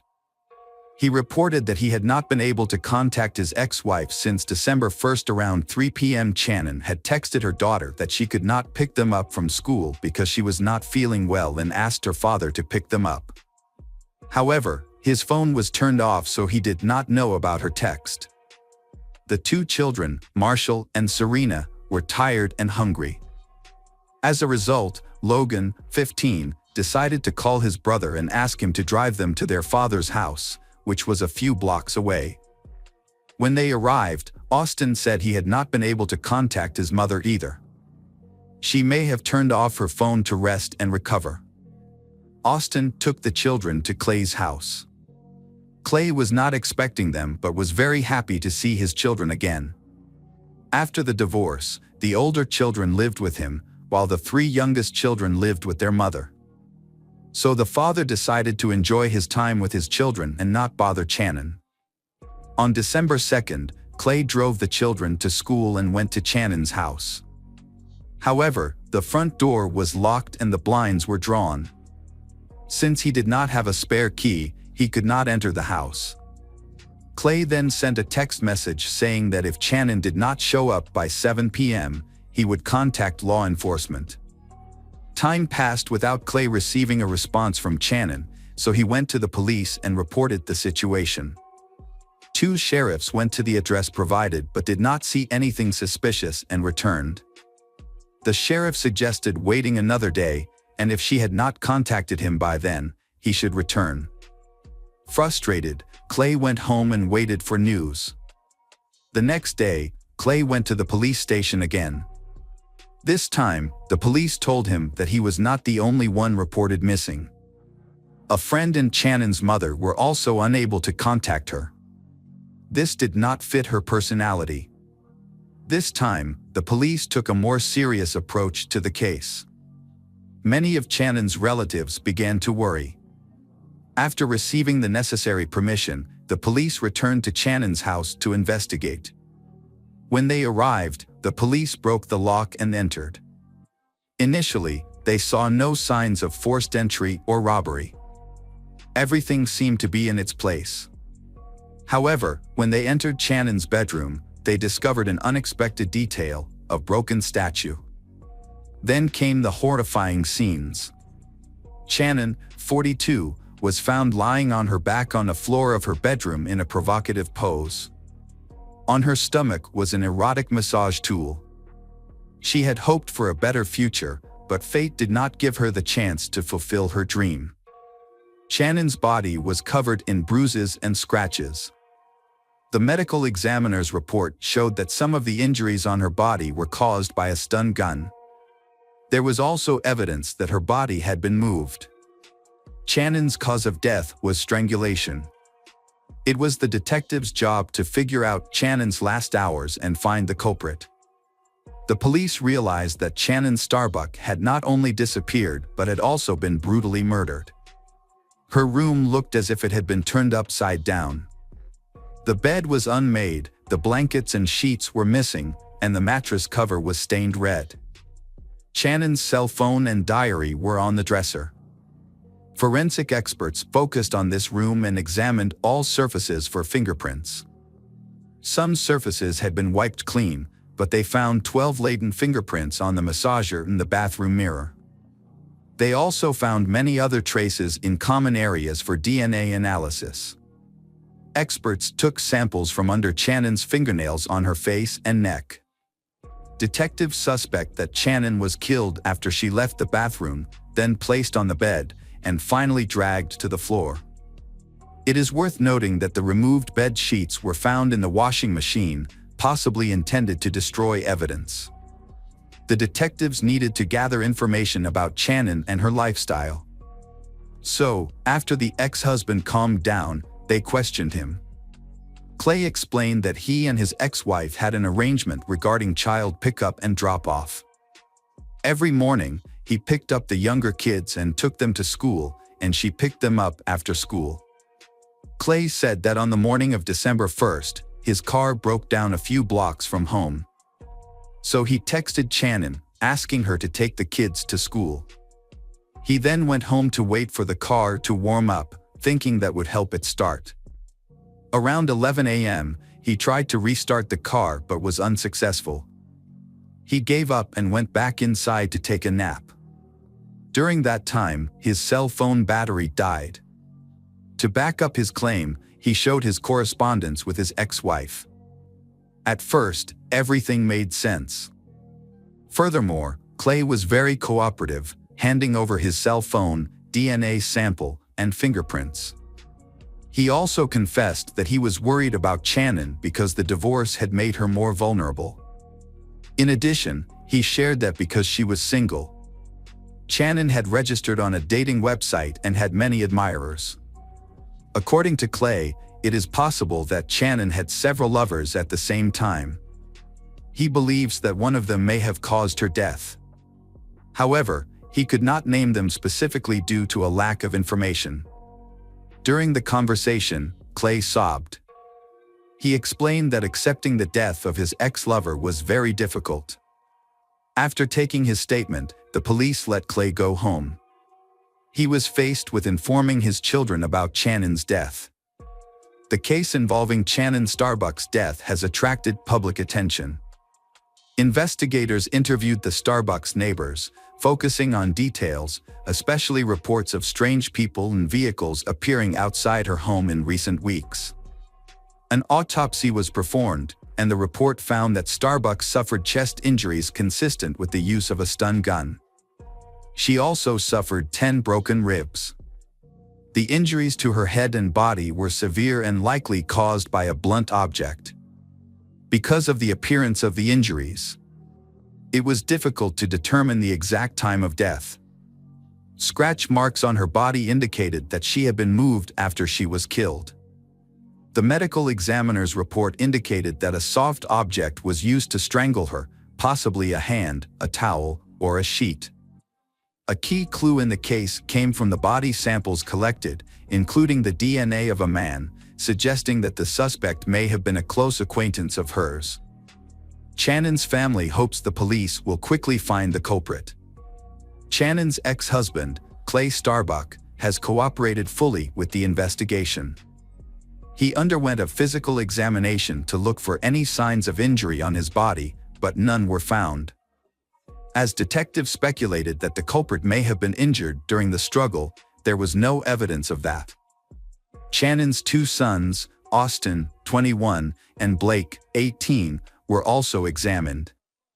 Austin had old cuts on his hands, but he explained that these cuts were from his job at a window factory. In conversations with the two brothers, detectives established some important facts. They learned that their mother often dated men after the divorce, which made them unhappy. The brothers also said they had seen intimate photos on their mother's laptop, which led them to suspect that their mother may have been murdered by a lover. However, it was clear that they both loved their mother and were deeply saddened by her passing. Nonetheless, they did not agree with the changes in her life. In a later interview, Clay was more specific. He said Shannon caused discord in the family when he was away on business. She often met other men, and he even suspected that Marshall might not be his son. However, he still loved Marshall like his own son. He did not agree with some of Shannon's actions, especially the fact that she often brought the children to his house when she went on dates. However, investigators gained a personal view of Shannon and her family after speaking with him, her children, and her relatives and friends. After the investigation, detectives had a complete picture of Shannon in her life. The kindness and concern of those who attended Shannon's funeral on December 10, 2011, showed that she was an intelligent and sincere person. She was buried in a cemetery in Orlando. Investigators quickly searched for the killer after the incident attracted public attention. The suspect at that time was her ex-husband, Clay Starbuck. Police needed to verify his alibi to eliminate him as a suspect. When the first fingerprint results came back, detectives discovered that the fingerprints did not match any at the scene.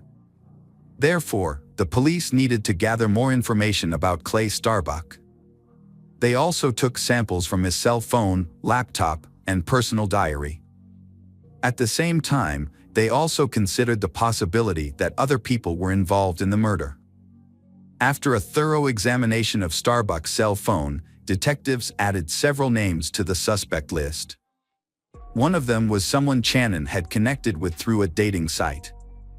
They discovered that a man named Tom Walker had scheduled a date with Shannon on December 5th, a few hours before her death. They also discovered that Tom and Shannon had been chatting openly and exchanging photos. Tom had asked Shannon to pose for a photo with an adult toy, but she refused. Interestingly, Shannon's body was later found in the exact pose Tom had mentioned. Tom was found within an hour and immediately became a suspect. He explained his activities on the day of Shannon's death, which was confirmed by coworkers and surveillance cameras. John Wilson then scheduled a date with Shannon on December 1st. It was clear from their correspondence that he was not looking for a serious relationship. However, the truth is that John Wilson used a fake name. His real name is John Kinlawn, who works in a completely different field and is married, so he had to keep it a secret. On the day of the incident, John Kinlawn postponed his morning meeting with Shannon until later, citing a headache. In the end, the appointment did not take place. After his DNA sample was taken, he was released. His alibi was confirmed, even though his deception was revealed to his family. The investigation continued, and investigators uncovered some important evidence. When they searched Shannon's phone, they asked the carrier for more information and discovered something significant. At 9:18 a.m. on December 1st, a 911 call was made from Shannon's phone, but someone had deleted it from the call history. Thanks to a request from emergency services, investigators were able to retrieve the call. However, the call contained only crying and other noises before it was abruptly cut off. Investigators also discovered that after the initial call was unsuccessful, emergency services attempted to call back, but the call went to voicemail. GPS data from Shannon's cell phone pinpointed her location at home on the day of her death. Notably, these events occurred after she dropped her children off at school and returned home, Therefore, the messages sent a few hours later could not have been from her. The perpetrator was trying to confuse the investigation. Additionally, this person had a close relationship with the Starbuck family. For example, he used a nickname for their youngest son in his correspondence. Upon closer examination of the information, Clay's statements became even more suspicious. He had a motive to end his ex-wife's life because he could not accept the reality of the divorce. Moreover, he had the perfect opportunity to do this because he knew her daily routine. To clarify the suspicion, the authorities decided to track Clay's car route again, this time using street surveillance camera recordings. The results showed that Clay's car was not broken down as he had claimed. Simultaneously, the results of a second DNA analysis from Channon's body matched exactly with Clay's sample. On the morning of December 1st, Clay sent a text message to his ex-wife, asking her to take the kids to school and saying that his car had broken down. While she was away, he entered her home and waited. During this time, he accessed her laptop and found personal correspondence that made him jealous and angry. When Channon returned home, a heated argument ensued that ended in violence. This explains why she was found in an unusual position. This may have been an act of revenge for her newly gained freedom. Clay then stayed at the house and impersonated Channon in text messages. It seems that he had long intended to harm his ex-wife. The words of a friend of Channon's took on new meaning for detectives. In one conversation, the friend mentioned that Clay and Channon's relationship was not normal. Channon confessed that she was fed up with Clay's constant control and criticism. She was afraid of divorce because she feared that he might one day hurt her. Between June and November 2011, Channon contacted the police several times, accusing her ex-husband of stalking her. She felt unsafe even in her own home and therefore did not trust anyone with a key. She eventually managed to obtain a restraining order against Clay, so their communication was limited to text messages. A careful examination of Channon's diary makes it clear that she was not only afraid of her ex-husband but also believed that he was turning the children against her. Clay fabricated lewd stories and portrayed her as promiscuous. The children's reaction to their father's arrest on February 6, 2012, is therefore not surprising. They refused to believe his involvement. The children were unfazed by the fact that a tracking program was found on Channon's laptop and a hard drive labeled Channon's desktop was found in Clay's home, along with printed correspondence. The older children doubted the authenticity of the DNA analysis, believing that the accusations against their father were unfounded and that the case was fabricated. However, the views of law enforcement and other relatives were different. The prosecution was convinced of Clay's guilt, relying on a large amount of physical and testimonial evidence. In June 2013, justice prevailed, and Clay Starbuck was convicted of first-degree murder with aggravating circumstances and disrespect for human remains. He was sentenced to life in prison without the possibility of parole. In 2015, Clay's attorney filed an appeal of the sentence, but it was denied. To this day, Clay remains behind bars at the Airway Heights Correctional Facility in Spokane County. Channon's loved ones mourn her sudden passing, but their hearts are even more broken by the thought that her children sided with their father. He was so obsessed with his ex-wife that, in his quest for revenge, he forgot the consequences, leaving his children orphaned. Hello again, true crime fans. We've got another mysterious case to explore. The case of Isla Reynolds. Isla Reynolds was born on April 4, 2010 in Waterville, Maine, USA. She is a beautiful girl with blonde hair, blue eyes, and a cute smile. Her parents, Trista Reynolds and Justin DiPietro, had a brief relationship in the summer of 2009, which resulted in Trista becoming pregnant. However, Justin suspected that he was not the father of the child. When Trista gave birth to Isla, Justin took a paternity test in July 2010, which confirmed that Isla was his daughter. As a result, he was ordered by Child Protective Services to pay child support in December of that year. Trista and Justin agreed that Isla would be raised by Trista. Trista and her daughter live in Portland. It wasn't until mid-2011, after Isla's first birthday, that Justin began visiting her. He lived an hour and a half away, and Justin would visit Isla during the day. Trista and Justin agreed that Justin could take Isla out, but not stay overnight. After a while, Trista got a new boyfriend, Raymond. Trista became pregnant, and in 2011, the family welcomed a new member. Trista would raise both children. Everything changed on October 13, 2011, when Trista met with Child Protective Services. The details of the complaint that led to the meeting remain unclear, but it is known that Trista had a substance abuse problem. That day, officials gave Trista a choice. Trista would go to rehab, or she would lose custody of the children.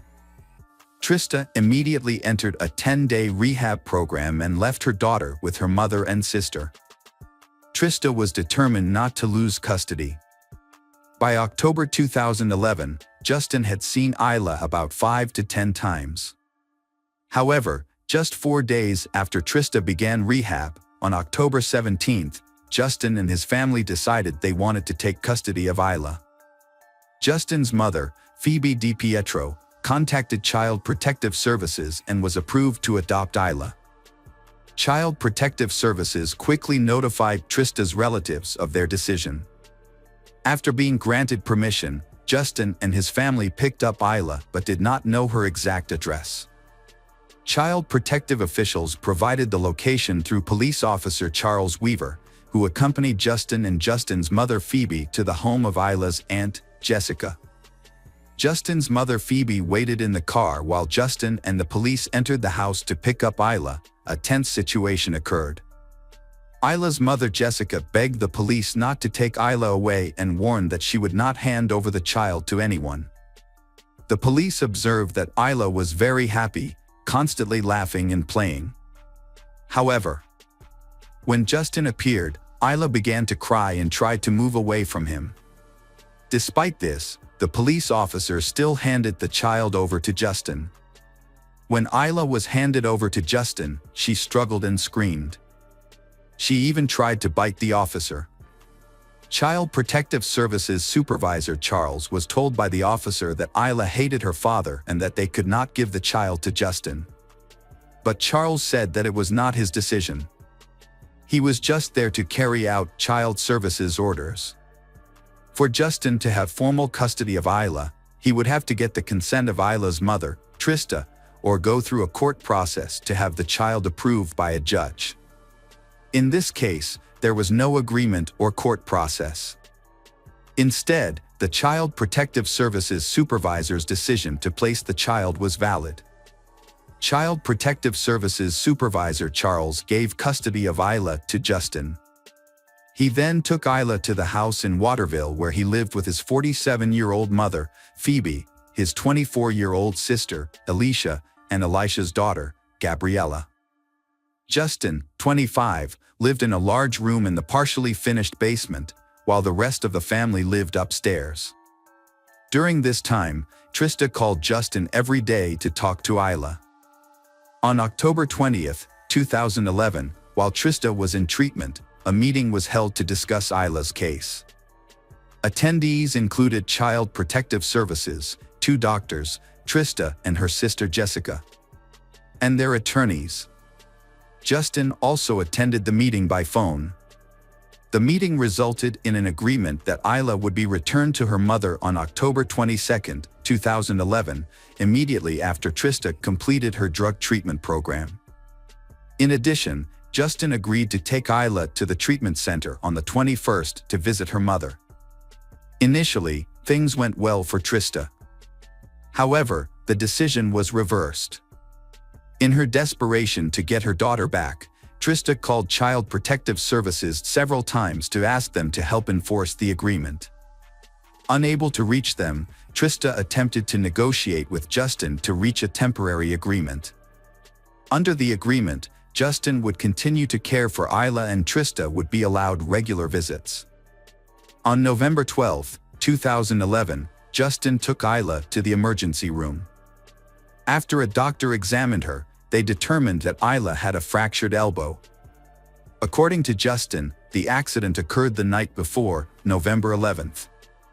It was raining at the time and Justin believed that he had slipped and fallen on her while holding her on the porch. Initially, Justin thought that she was not seriously injured because although she was crying, she seemed fine. However, it was not until the next morning that Justin noticed that Isla had injured her hand, so he took her to the hospital. By the following Monday, the orthopedist concluded that surgery was not necessary and that Isla's injury would heal on its own. A week later, on November 26, during Isla's third visit, the specialist said that Isla's condition was improving and that she was slowly recovering. Trista was at the hospital to monitor her daughter's health. Never thought that this would be the last time Trista would hold her daughter in her arms. From that moment on, things went from bad to worse. Tired of fighting over custody, visitation rights, and even the right to talk to her on the phone, Trista filed a lawsuit to gain custody of her daughter. On December 15, 2011, Trista filed a lawsuit for custody of Isla. Custody of Isla was awarded to her just 2 days later on Saturday, December 17. Justin called the police in the morning to report Isla missing from his mother's house, where he was staying with his girlfriend Courtney Roberts and sister Alicia. Justin assured them that the police had put Isla to bed the night before and that when they woke up, Isla had disappeared early that morning. Trista travels to a coastal town in Maine to visit her boyfriend Raymond. She falls asleep on the couch while Raymond's father, Robert, drives. When Robert received a call from Trista's father informing him that Isla was missing, Robert was shocked and found a suitable place to stop the car and wake Trista. Trista was still sleepy, but when she heard her father's voice herself, she began to understand that she had no idea where her daughter was. In desperation, Trista changed direction to look for Isla. The trip to the police station lasted an hour, but for Trista, it felt like a century. She called Justin several times to find out what had happened, but there was no response. When they got to the police station, both Trista and her father-in-law Robert gave statements. After about 30 minutes, Trista's father arrived at the police station with them, angry and upset.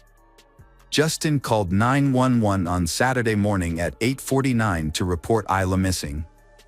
He said he last saw Isla the night before at 10 p.m., when his sister Alicia checked on Isla before going to bed.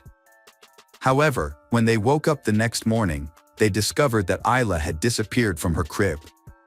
Justin suspected that an unknown intruder had taken Isla.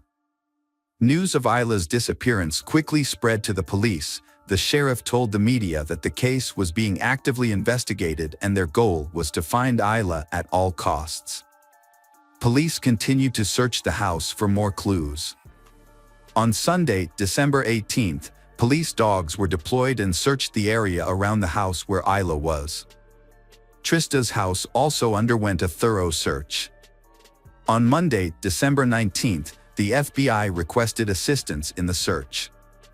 By this time, 75 people from various agencies were involved in the search. The state police had seized 2 vehicles. One was a 1996 Ford Explorer, owned by Justin, and the other was a silver car, owned by Justin's girlfriend Courtney, who was also present on the night of the disappearance. On Wednesday evening, Justin made his first statement to the media. He was calm and claimed he did not know what happened to Isla.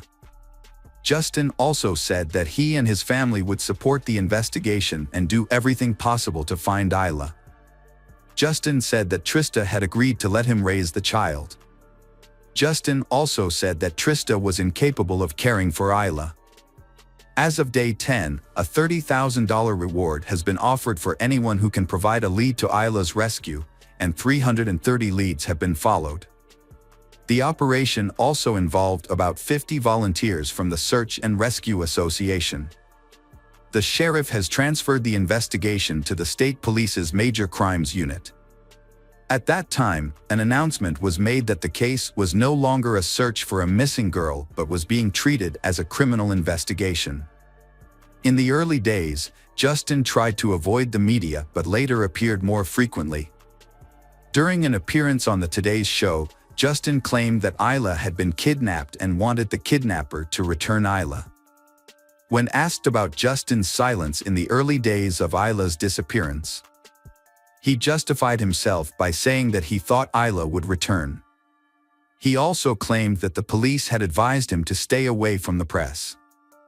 The police explained that this was only told to him at first. Later, the police encouraged Isla's parents to continue to appear in public. In late January, police revealed a major discovery.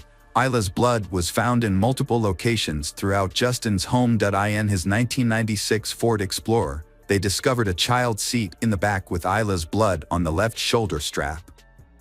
In Isla's bedroom, police found blood on some of Isla's princess pink sneakers on the floor next to the crib, as well as on the doll's face and arms. This suggests that Isla may have tried to clean the blood from her mouth with her toy. Additionally, a blood stain was found on the living room sofa. Most of the blood stains were concentrated in the basement. A pool of Isla's blood stained the center of the mattress that Justin shared with Courtney. Justin's sneakers were also found with Isla's blood on them. Police also discovered blood splatters on the cement floor around the bed and on the walls. These splatters matched Isla's height. Additionally, experts determined that some of the blood splatters in the house were likely caused by Isla coughing, suggesting that Isla's injuries were both internal and external. This suggests that Isla may have been severely injured and may have been brutally attacked. Police said the bed sheet was used to clean Isla's blood. When they learned this information, Trista and her family were shocked and could not believe it. Police warned them that the evidence that was about to be revealed would be even more horrifying. Luminol tests were performed on the house, revealing blood stains that were not visible to the naked eye. Photos taken at the scene left Trista in great pain. After viewing these photos, she left the police station in a state of panic. The police said there were more photos to show her, but Trista refused to see them. She said she had enough. According to reports, when police showed Justin and his family the photos, he had no reaction. After learning of the police information, Trista shared with the press that despite her feelings of grief and helplessness, Isla's father, Justin, Alicia, and Courtney were still walking down the street as if nothing had happened. In September 2013, Trista wrote a bombshell letter to the press about the evidence and photos she had been given by the police. She was tired of waiting and wanted to rekindle public interest in Isla's case. In the spring of 2016, a group of journalists went to Justin's mother's house. Alicia opened the door and the journalists asked about the blood evidence. Justin's mother explained that Isla was lactose intolerant and had been vomiting. However, a quick internet search shows that common symptoms of lactose intolerance are gas, bloating, abdominal pain, and diarrhea, while nausea and vomiting are listed, but they are not the most common symptoms, let alone vomiting blood. Then, in 2017, at Trista's request, a judge officially declared Isla dead. Based on her father, Justin, reporting that Isla had gone missing on December 17, 2011, Trista and her attorney then filed a wrongful death lawsuit against Justin. By that time, Justin had disappeared, and he and his attorneys denied any wrongdoing, arguing that there was no concrete evidence. Earlier this year, 2023, a judge granted Trista's petition to include Phoebe and Alicia in the wrongful death lawsuit. Justin is facing civil charges for murder. Additionally, Justin faces charges of breach of parental duty of care for a minor. Both Trista and her attorney know that they will not receive any financial compensation from Justin. That is not the goal of the lawsuit. Their goal is to get information and facts out. There are many strange things about Isla's disappearance. While Isla was with Justin, He called the friend who sold him a $25,000 life insurance policy on Isla a few weeks ago. It is worth noting that Justin stayed at this friend's house while detectives investigated Isla's disappearance. Claimed that Justin had not been involved in the child's life during the 9 months of pregnancy and when Isla was just over a year old. Trista also revealed that she had received strange messages from Justin on the day he brought Isla home. He mentioned being afraid that someone would try to kidnap or take Isla away. The last time he said something similar was around December 11th, 6 days before Isla was reported missing. After Isla went missing, the messages became more surprising and confusing. The end of the case. Poor Isla is still not found. Those responsible for Isla's death. Still no punishment. Hi everyone, thanks for returning. Let's unravel another perplexing mystery. The case of Kate Waring. Kate Waring was born in Charleston, South Carolina, USA. She grew up in a loving family with 2 siblings, and her parents always tried their best to give their children the best life possible. As a child, Kate showed a deep love and compassion for animals, which led her to start volunteering at various animal shelters at a young age. As a teenager, she was a dancer and had a wide social circle, known for her positive attitude and outlook on life. Everyone assumed she had an educational good background, and to some extent, this was true. However, one fateful day, her life changed completely. Just before going to college, Kate opened up to her parents about being abused by someone close to the family when she was younger. Kate's parents were shocked by this confession. They felt guilty for not knowing the hardships their daughter had faced over the years. After learning this heartbreaking truth about their daughter, Kate's parents did everything they could to help her overcome it, but unfortunately, this traumatic experience left behind long-lasting consequences that became increasingly serious over time. Kate had struggled with addiction to both alcohol and illegal substances. Kate's parents recommended therapy to help her work through her issues, and she agreed to give it a try. They also suggested she move back in with them, thinking the family environment would aid in her recovery. Initially, the therapy seemed effective, but Kate continued to grapple with the emotional weight of her past, making it difficult for her to move forward. Kate's life underwent a major transformation when her psychiatrist diagnosed her with depression.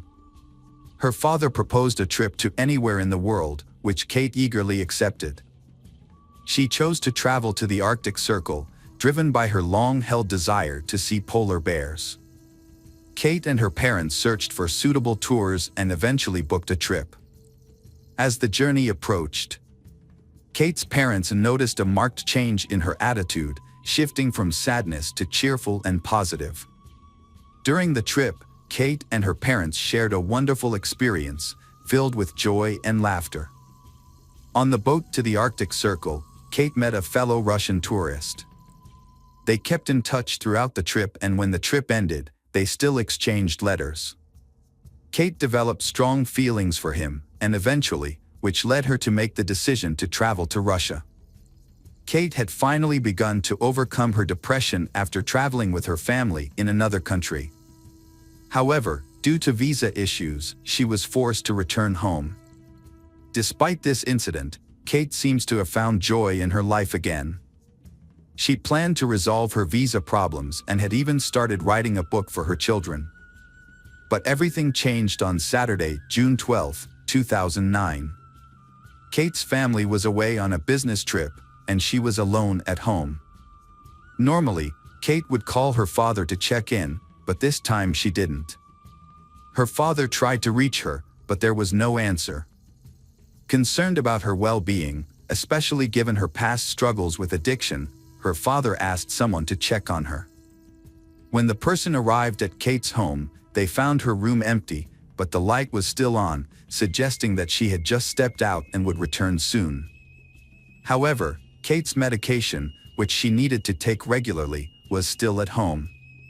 Her parents were anxious, but they decided not to panic, thinking that Kate, being 28 years old, was capable of taking care of herself. They decided to wait until Monday, at which point parents intended to contact the police. On Monday morning, Kate's father received a call from the bank. A bank employee informed him that someone had tried to cash a check for over $4,000 from Kate's account. The bank was unable to contact Kate, so they reached out to her father. This situation raised suspicions, as Kate's father knew she only had a few $100s in her account. The bank security team contacted Kate's father due to the large amount of the check. Although Kate's signature on the check appeared to be genuine, the bank still had concerns. The man who tried to cash the check was identified as Ethan Mack. Kate's father did not recognize Ethan's name, but he assumed Ethan might be an acquaintance of Kate's since the bank had verified her signature. As Kate was still unreachable, her father decided to contact the police. The police launched an investigation into Kate's disappearance and began by questioning Ethan Mack. Ethan claimed to have known Kate for years and stated that she had written the check to pay off old debts. He also claimed that he had frequently lent Kate money for various purchases, including clothing and jewelry. Investigations into Kate's disappearance led detectives to speak with her friends. They revealed that Kate had a long-standing friendship with Ethan. Although they were very close, her friends insisted that the relationship was not love. Ethan told detectives that he met Kate on Friday night and took her out for dinner at a restaurant. After dinner, he drove her home and then went about his own business. To support his alibi, Ethan showed detectives text messages he had exchanged with Kate, confirming their dinner plans. He also allowed detectives to search his home, where he lived with his mother, but nothing suspicious was found. However, the police still suspect his connection with the check and did not rule Ethan out as list of suspects. Detectives reconstructed Kate's activities on Friday night to determine her last whereabouts before she disappeared. She had seen her therapist in the afternoon and then visited the gym. Later, Kate entered a store and purchased a bottle of wine. Security footage showed her talking on the phone at the time, and it is possible that she was speaking with Ethan, who later picked her up and took her to dinner. Kate's parents remembered another unsettling detail from the day she went missing. Although she mentioned having some problems, she didn't specify what they were. Unfortunately, her parents did not remember this conversation until a few days later, and by then, the information was too late to be of any help in the search. As the weeks went by, Kate remained missing. Her parents felt frustrated with the police, believing they weren't doing enough to find Kate. However, in August, the case gained new information when a team of former police officers, led by lawyer Andy Savage, took it on. This team had been privately investigating unsolved cases and was particularly drawn to Kate's. The team consisted of 5 individuals, and all have significant experience in the investigative field. One of them, former Detective James Randall, began by examining Kate's bedroom. He noticed 2 suspicious things. Firstly, he found a packet of medication that Kate took regularly. Kate's parents confirmed that she was very diligent in taking her medication, so the fact that the packet was left behind was highly alarming. Next, a team member found Chinese currency on Kate's bed, which raised questions since Kate's parents had no idea where she got it or why she needed it. To gather more information, the team brought in Bobby Mitter, an expert in tracking individuals online. His skills are really useful. Bobby discovered that on the night Kate disappeared, she called her friend James around 10 p.m. but he didn't answer. Kate left a disturbing voicemail, saying someone had stolen her credit cards. Kate's phone was last active at 1:53 a.m. for some unknown reason, when she called her own voicemail. Further investigation by member Lewis revealed that the call was made from James Island, just a few kilometers from Kate's house. Another team member, Eugene Fraser, spoke with acquaintances on James Island and found something suspicious. Ethan Mack, who had allowed police to search his mother's home, didn't actually live there. Instead, he rented an apartment in a nearby building. Eugene's acquaintance, who happened to be Ethan's landlord, provided this crucial information. The detectives dug deeper and discovered that the police had not Ethan thoroughly investigated. They had only done a cursory search of his mother's house. The team decided to take matters into their own hands and began their own investigation. In the process, they found out that Ethan had a girlfriend named Heather Camp. When they asked Kate's parents about Heather, her mother remembered a strange encounter. About a month before Kate's disappearance, Kate had met Heather on a train from Washington, D.C., where Kate was experiencing visa issues to Russia. Heather had told Kate that she had been robbed of her wallet and was now destitute. Kate offered to help and lent her a substantial amount of money. Heather said she has found a job as a pediatric surgeon in South Carolina and will start work soon. Heather later said that her daughter had tragically died in a car accident in New Jersey. Her actions following this announcement seemed irrational and confusing. She did not go there, and her demeanor suggested that her daughter's death did not affect her greatly. Furthermore, they discovered that Heather was facing fraud charges in Indiana. She had impersonated a licensed physician by falsifying paperwork. The team gathered significant data, forcing them to re-examine the case from a new perspective. However, when they presented their findings to the police were completely reluctant to continue the investigation. The team discovered that the only way to get the police to take action was to gather undeniable proof that connected Heather to Kate's disappearance. To obtain this evidence, the team took drastic measures. They convinced the person who rented an apartment to Ethan Mack to install a hidden camera outside his apartment door. Additionally, they placed a GPS tracker in Ethan's car, allowing them to monitor his movements. Their efforts soon paid off. After analyzing Ethan's travel patterns, the detectives discovered that he had visited multiple pawn shops throughout the city. They followed his trail and found that at each shop, Ethan was selling small batches of jewelry. Although they couldn't confirm whether the jewelry belonged to Kate, the detectives felt they were closing in on a crucial lead. The group then hits a major roadblock when Ethan and Heather's landlord threatens to evict them because they haven't paid their rent. This made the detectives' investigation difficult, as losing access to the apartment would hinder their ability to monitor Ethan and Heather's activities. To address this issue, the detectives devised a plan to persuade the landlord to grant Ethan and Heather an extension on their rent payment. In exchange, the landlord required both Ethan and Heather to sign a contract committing to pay the outstanding debt. The team successfully negotiated this arrangement, and once the contract was signed, they immediately sent it to the laboratory for analysis. The primary objective was to compare the handwriting on the contract with Kate's signature on the $4,000 check. The results yielded a significant breakthrough. The handwriting expert confirmed, with absolute certainty, that the signature on the check matched Heather's handwriting on the contract. The team discovered that Heather had forged Kate's signature. However, they knew the police would be uncooperative, so they devised a new plan. They convinced the landlord to help them by telling Ethan that the apartment needed insect treatment. The team leader, dressed as an exterminator, accompanied the landlord to the apartment. But their plan almost failed. They realized Ethan only moved the car away from the house and did not actually leave. Upon entering the apartment, the investigator and the landlord were met with an unexpected surprise. Ethan was still at home, and Heather was the one driving his car.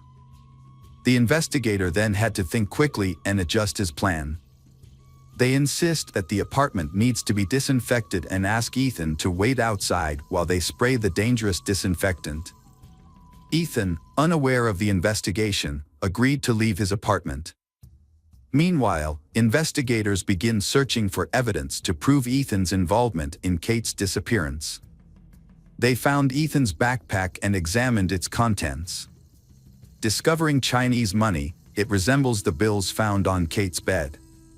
However, the search yielded no other significant clues. The investigator and the landlord pretended to complete their task and left. The team needed a new strategy. After reviewing the footage from the camera outside Ethan's apartment, they noticed a man frequently entering the building, Terry Williams, a neighbor of the couple. The detective suspected that Terry might have information about Ethan and Heather's involvement in Kate's disappearance. The team decided to take a risk and offered Terry a substantial sum of money in exchange for his cooperation. They visited Terry's apartment with the offer, hoping he would reveal what he knew about Kate's disappearance. Detectives encountered an unexpected situation when they told Terry what was happening. Unbeknownst to them, Heather was at her home and overheard the conversation between the detectives and Terry. When the detectives started talking to Terry, Heather was extremely frightened. She immediately called Ethan and explained the situation in a hysterical state. The investigation team did not expect this, and they spent the next few days coming up with another plan. However, Terry later contacted the detectives and invited them to his home to discuss. Upon arriving at Terry's apartment, he reveals that although Ethan and Heather did not directly tell him about their involvement in Kate's disappearance, but he had suspected that the couple had done something wrong to Kate. Terry then produced an iPod that Heather had given him shortly after Kate's disappearance. He had assumed the iPod belonged to Kate. The detectives examined the device and, using its serial number, confirmed that it indeed belonged to Kate. This discovery provided the investigation team with sufficient evidence to return to the police department. The local police could no longer ignore the case and decided to take action. After reviewing the evidence gathered by the team, they arrested Ethan and Heather. During the initial interrogation, Heather agreed to cooperate in exchange for a reduced sentence. She claimed Kate's body was on Watala Island, approximately 20 miles from her house. However, when the police searched the area, they found no of Kate's body. It became clear that Heather had given them false information. Andy Savage then tried a different approach, suspecting Heather's direct involvement in Kate's murder. He met with her and offered a deal. In exchange for revealing Kate's body location, he would help get her off the forgery charges papers. Heather, seeing this as her only chance, agreed to the deal. She provided a detailed description of the location on the outskirts of Watala Island, claiming Kate's body was still there. The detectives decided to search the area without police accompaniment, but they were initially disappointed when they found nothing. However, they returned the next day, and they eventually discovered Kate's body. The forensic doctors were unable to determine the cause of Kate's death. But the truth eventually came to light when Heather began to confess. In August 2009, Heather signed a confession admitting to murder, obstruction of justice, and bank check forgery. The police investigation revealed that Heather had been committing fraud for years and had targeted Kate as her next victim during a trip from Washington. Heather later met Ethan and started a romantic relationship with him. Ethan, however, did not immediately plead guilty, and his trial began in October 2010. The prosecution used Heather's testimony to reconstruct the incident surrounding Kate's disappearance. According to Heather's account, on the day Kate vanished, Kate discovered that Heather had deceived her and stolen her credit cards. Kate threatened to inform her father. Heather confided in Ethan, who chose to support her despite his long-standing friendship with Kate. The investigation revealed that Kate was not alone with Ethan on the night she disappeared. Heather was also present. It appears that Heather and Ethan attempted to negotiate with Kate at a restaurant, trying to persuade Kate not to expose Heather's deception. During this meeting, Heather may have promised Kate that when she got to Ethan's apartment, Heather would return the stolen credit card to her. Upon Kate's arrival, Heather and Ethan may have been waiting for the right moment to end her life. However, the court ultimately questioned Heather's account of the incident and found her guilty, sentencing her to 39 years in prison. Ethan received a slightly more lenient sentence of 25 years. Welcome back, detectives. Let's dive into another horrible case. The case of Sony Millbrook. Soni Millbrook was born on February 15, 1981, in Memphis, Tennessee, USA. She is the daughter of Christine Millbrook Bennett and grew up in a large family with many siblings, having 2 sisters and 3 brothers. This warm and close-knit environment helped her build a special relationship with her cousin Jenny during her teenage years. Soni became a popular student at her high school. In 1998, when she was 17 years old and in the 11th grade, she met a man named Lakeith Moody, who was older than her. She soon began a relationship with him.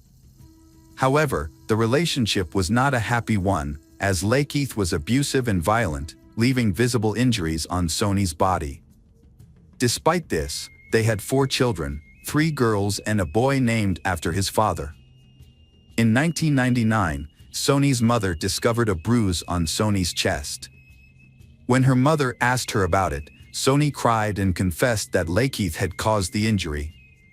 A friend of Soni's also witnessed the injury, but Soni refused to report Lakeith's behavior to the police. Lakeith often controlled Soni and tried to isolate her from her friends and family. That same year, Soni moved into an apartment in the Fraser neighborhood of Memphis. One day, the management informed her of an incident at her apartment.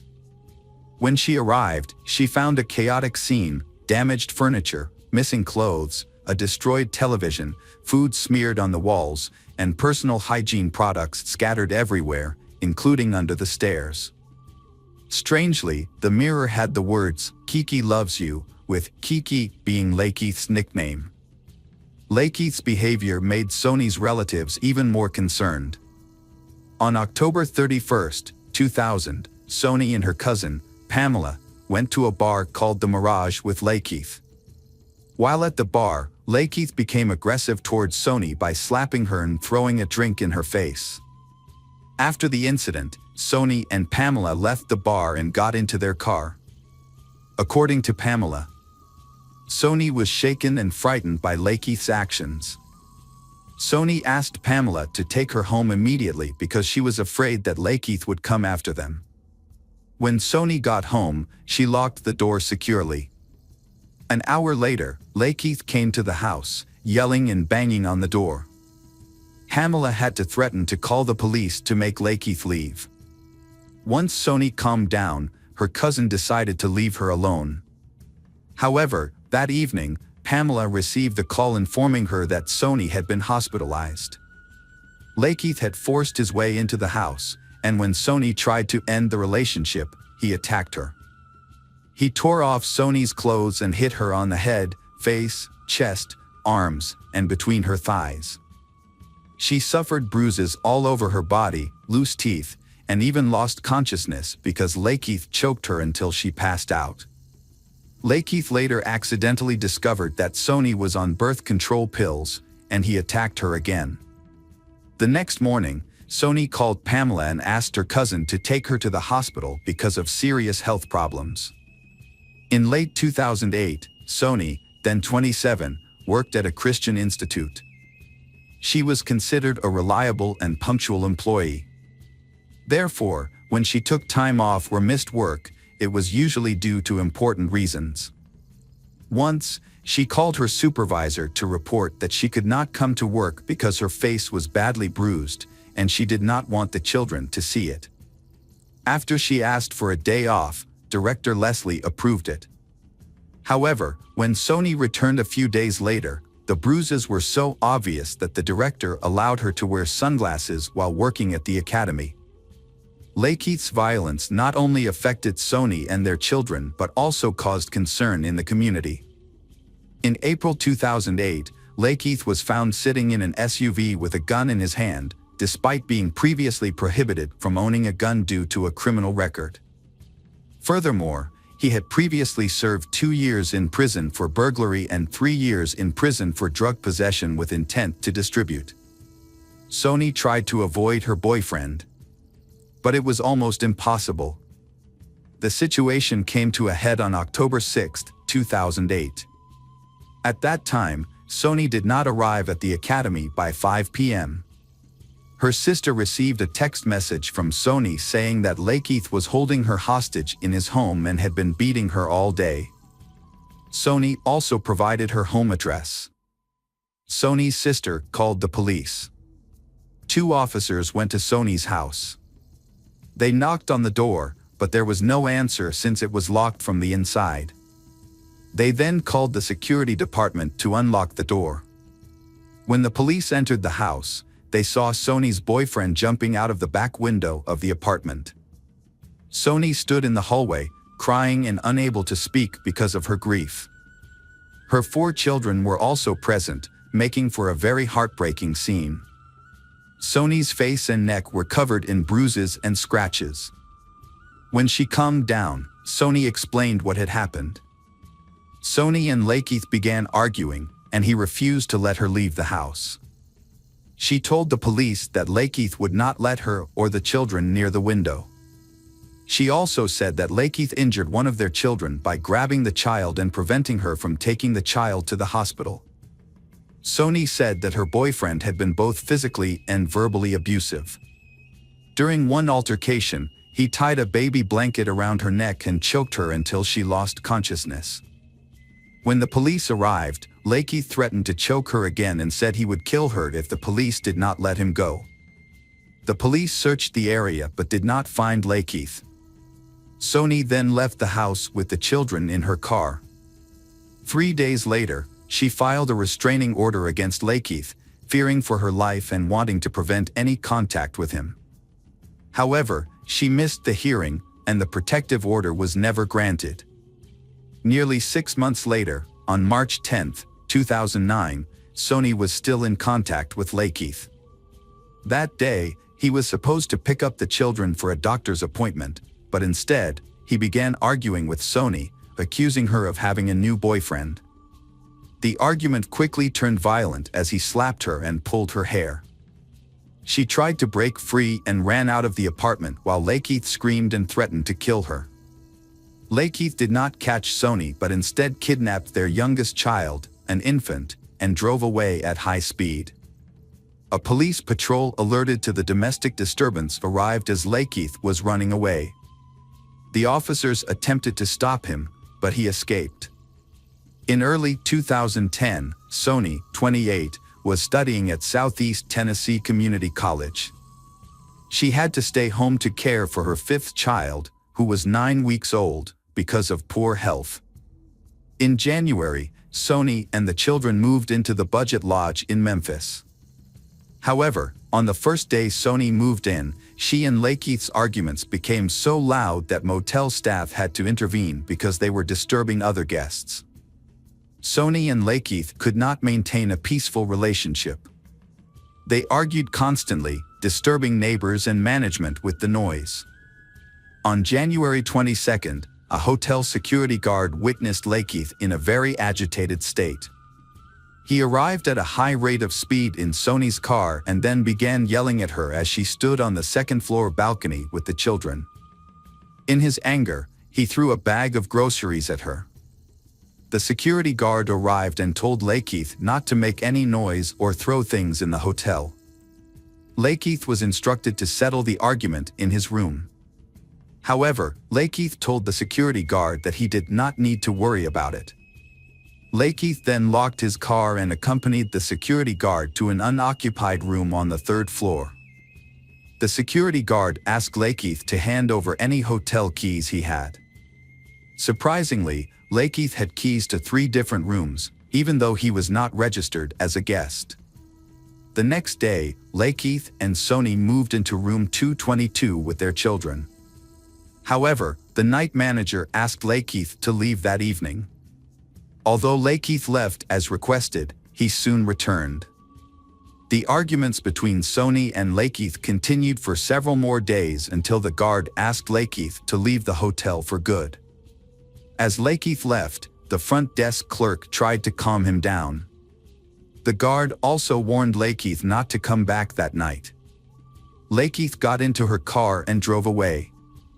Some time later, Sony spoke to Pamela and confided that she was having problems in her life. She was staying at the motel and wanted to talk to Pamela about something important. Sony said that she would call if she left the motel or if her boyfriend left first. The next day started normally. At 7 a.m., Sony took the younger children to daycare and the older children to school. Around 11 a.m., the housekeeping manager knocked on Sony's door and spoke to her through the window to inform her that they needed to pay the rent or they would have to leave. The manager returned several times that day. On a visit around 2:30 p.m., Lakeith answered the door. The room was dark. Lakeith told the manager that his mother was on her way to pick up the money. On January 27th, Sony did not pick up her older daughter on time. So the school secretary called the child's grandmother, Christine, to ask her to come pick up the girl. When Christine tried to contact Sony, she received no response. At around 6 p.m., she discovered that her other grandchildren were still at daycare. Concerned that she could not reach Sony, Christine asked her husband to pick up the younger children from daycare while she went to the school to find out what was wrong. They contacted the police and reported the incident at approximately 10:30 p.m. Later, on January 28th, the housekeeping manager re-entered room 222 and began taking inventory of the items that Sony and Lakeith had left behind. The room was filled with clothing in a large trash bag, which was then taken to a storage area. After the room was cleaned, it was ready for new guests. On January 29th, James and Rhonda Sargent moved into the room. They quickly noticed a foul odor and attempted to block it with incense, but were unable to eliminate it completely. They also discovered that previous tenants had attempted the same, as they found scented tissues in the tiles and ceiling vents. Because the smell was so strong that they reported it. On January 29th, officers from the Memphis Police Department's Missing Persons Unit visited the hotel to inquire about Sony's whereabouts, as that was where she was last seen. However, they did not enter room 222. Lakeith was arrested on February 2nd, around 7 p.m., while inside Sony's car at a shopping center. He was held for 48 hours on a charge of car theft. During questioning about Sony's disappearance, Lakeith said he last saw her on January 26th. He explained they had met in the hotel parking lot that morning after Sony had dropped off her children at school. They went into the room, had sex, and then returned outside. Lakeith then took Sony's car keys and left the hotel. He claimed Sony planned to use her welfare and student loan money to buy a new car, so he wasn't worried about keeping her car. Lakeith also said he had been living in the car since January 26th. However, investigators discovered that Lakeith had actually been staying at a different hotel. Additionally, given the snowy weather during that time, it was unlikely that he had spent the night in the car.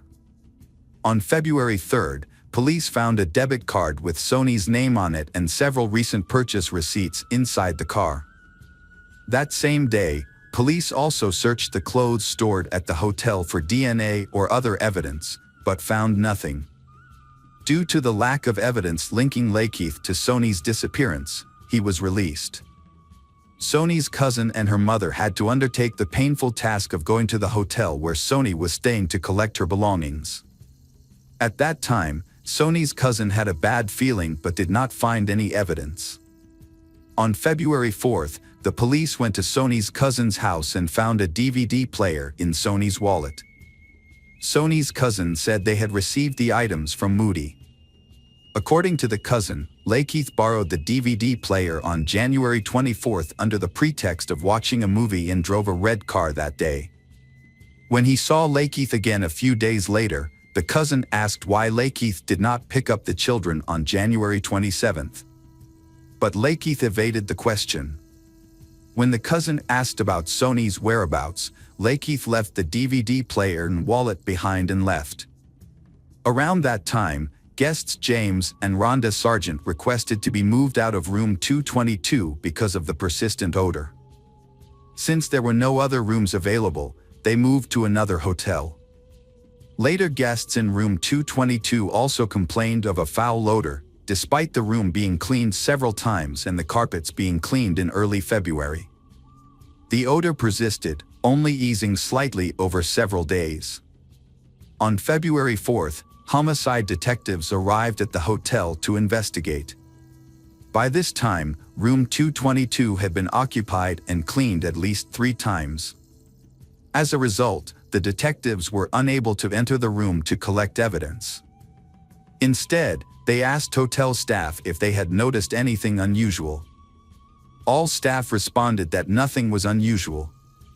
Then, on February 7th, James and Rhonda returned to the hotel and changed rooms 3 times. During one of the changes, they spent the night in room 222. While there, they informed management that the room still smelled unpleasant. To address this issue, in March, the hotel performed a more thorough cleaning of room 222. The staff cleaned the carpet, bedding, shower curtains, and window blinds. However, the results were shocking. The odor not only remained but became even more intense. The manager discussed the issue with the security guard. During the conversation, they recalled that the previous tenant, Sony, had disappeared at the end of January. The security guard recalled the events that occurred at that time and suggested that the manager check room 222 for traces of blood or cleaning agents. 10 minutes later, the manager returned and asked the guard to accompany him. What they found was horrifying. The 2 men entered the room where the manager had removed the mattress from one of the beds, leaving only the bed frame. The bottom of the bed frame had a cover. When they lifted the box spring, they discovered a large gap where anything could be hidden from view. Looking through the sturdy edges of the bed frame, they saw the unthinkable, a decomposing body. They called the police, who arrived at the scene shortly after. The bed frame was found to have many marks on it, and there were 2 pieces of broken wood near the headboard. A towel and a cloth bag were found between the legs of the body. The victim was wearing a shirt but nothing below the waist. The forensic team's autopsy determined that the cause of death was strangulation with a coaxial cable. The cable was wrapped around the neck, under one arm, around the chest, and ended behind the back. The medical examiner concluded that it would take at least 2 to 3 minutes of sustained pressure to cause death. In order to find the killer, the police collected items from between the victim's legs for analysis. The victim's shirt had an unidentified fingerprint.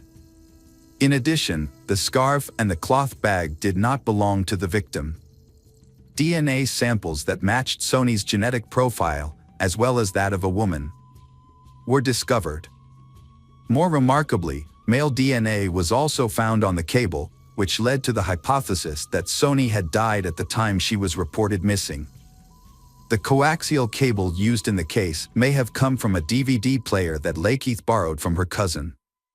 Lakeith had been arrested by police for illegal possession of a weapon, and he was also the last person seen with Sony alive, making him a suspect in the case. He was in Sony's car when he was arrested and taken to the Mason detention facility. On March 18th, authorities launched an investigation into why the case unfolded in such a strange way. The chief of police said the victim's family deserved an explanation and acknowledged that the circumstances of the case were unprecedented, making it a shocking case of domestic violence. He also regretted that the room where Sony died had been cleaned and rented out multiple times, making it difficult for police to collect evidence. However, this explanation was met with skepticism. One of the first tenants, Rhonda, said the police should have been allowed into the room when James and Rhonda visited in January and would have found Sony sooner if they had noticed the smell of a decomposing body. Rhonda believes the police were slow in finding Sony. Following the loss, Sony's family held a funeral for her on March 24th. Sony's children were placed in the care of her sister on April 1st. They are currently trying to gain legal custody of the children. Sony's sister said that although the children were the primary victims, everyone in the family's lives was turned upside down by the loss. She pledged to take care of Sony's children, making sure they had enough food, clothes, and toys, and to keep them together as a family. She also said Sony had benefited from a social program and she would continue to care for the children as her sister had. The card had been loaded with money before Sony went missing because she received an income tax refund. Police tracked the card's activity and found that it was in Lakeith's possession. During the surveillance, they noticed that the card was used on February 1st at a convenience store Sony usually visited to withdraw cash using her electronic welfare transfer card. Notably, this occurred 4 days after Sony went missing. Officers went to the store and requested the owner to show them the footage from their 16 security cameras.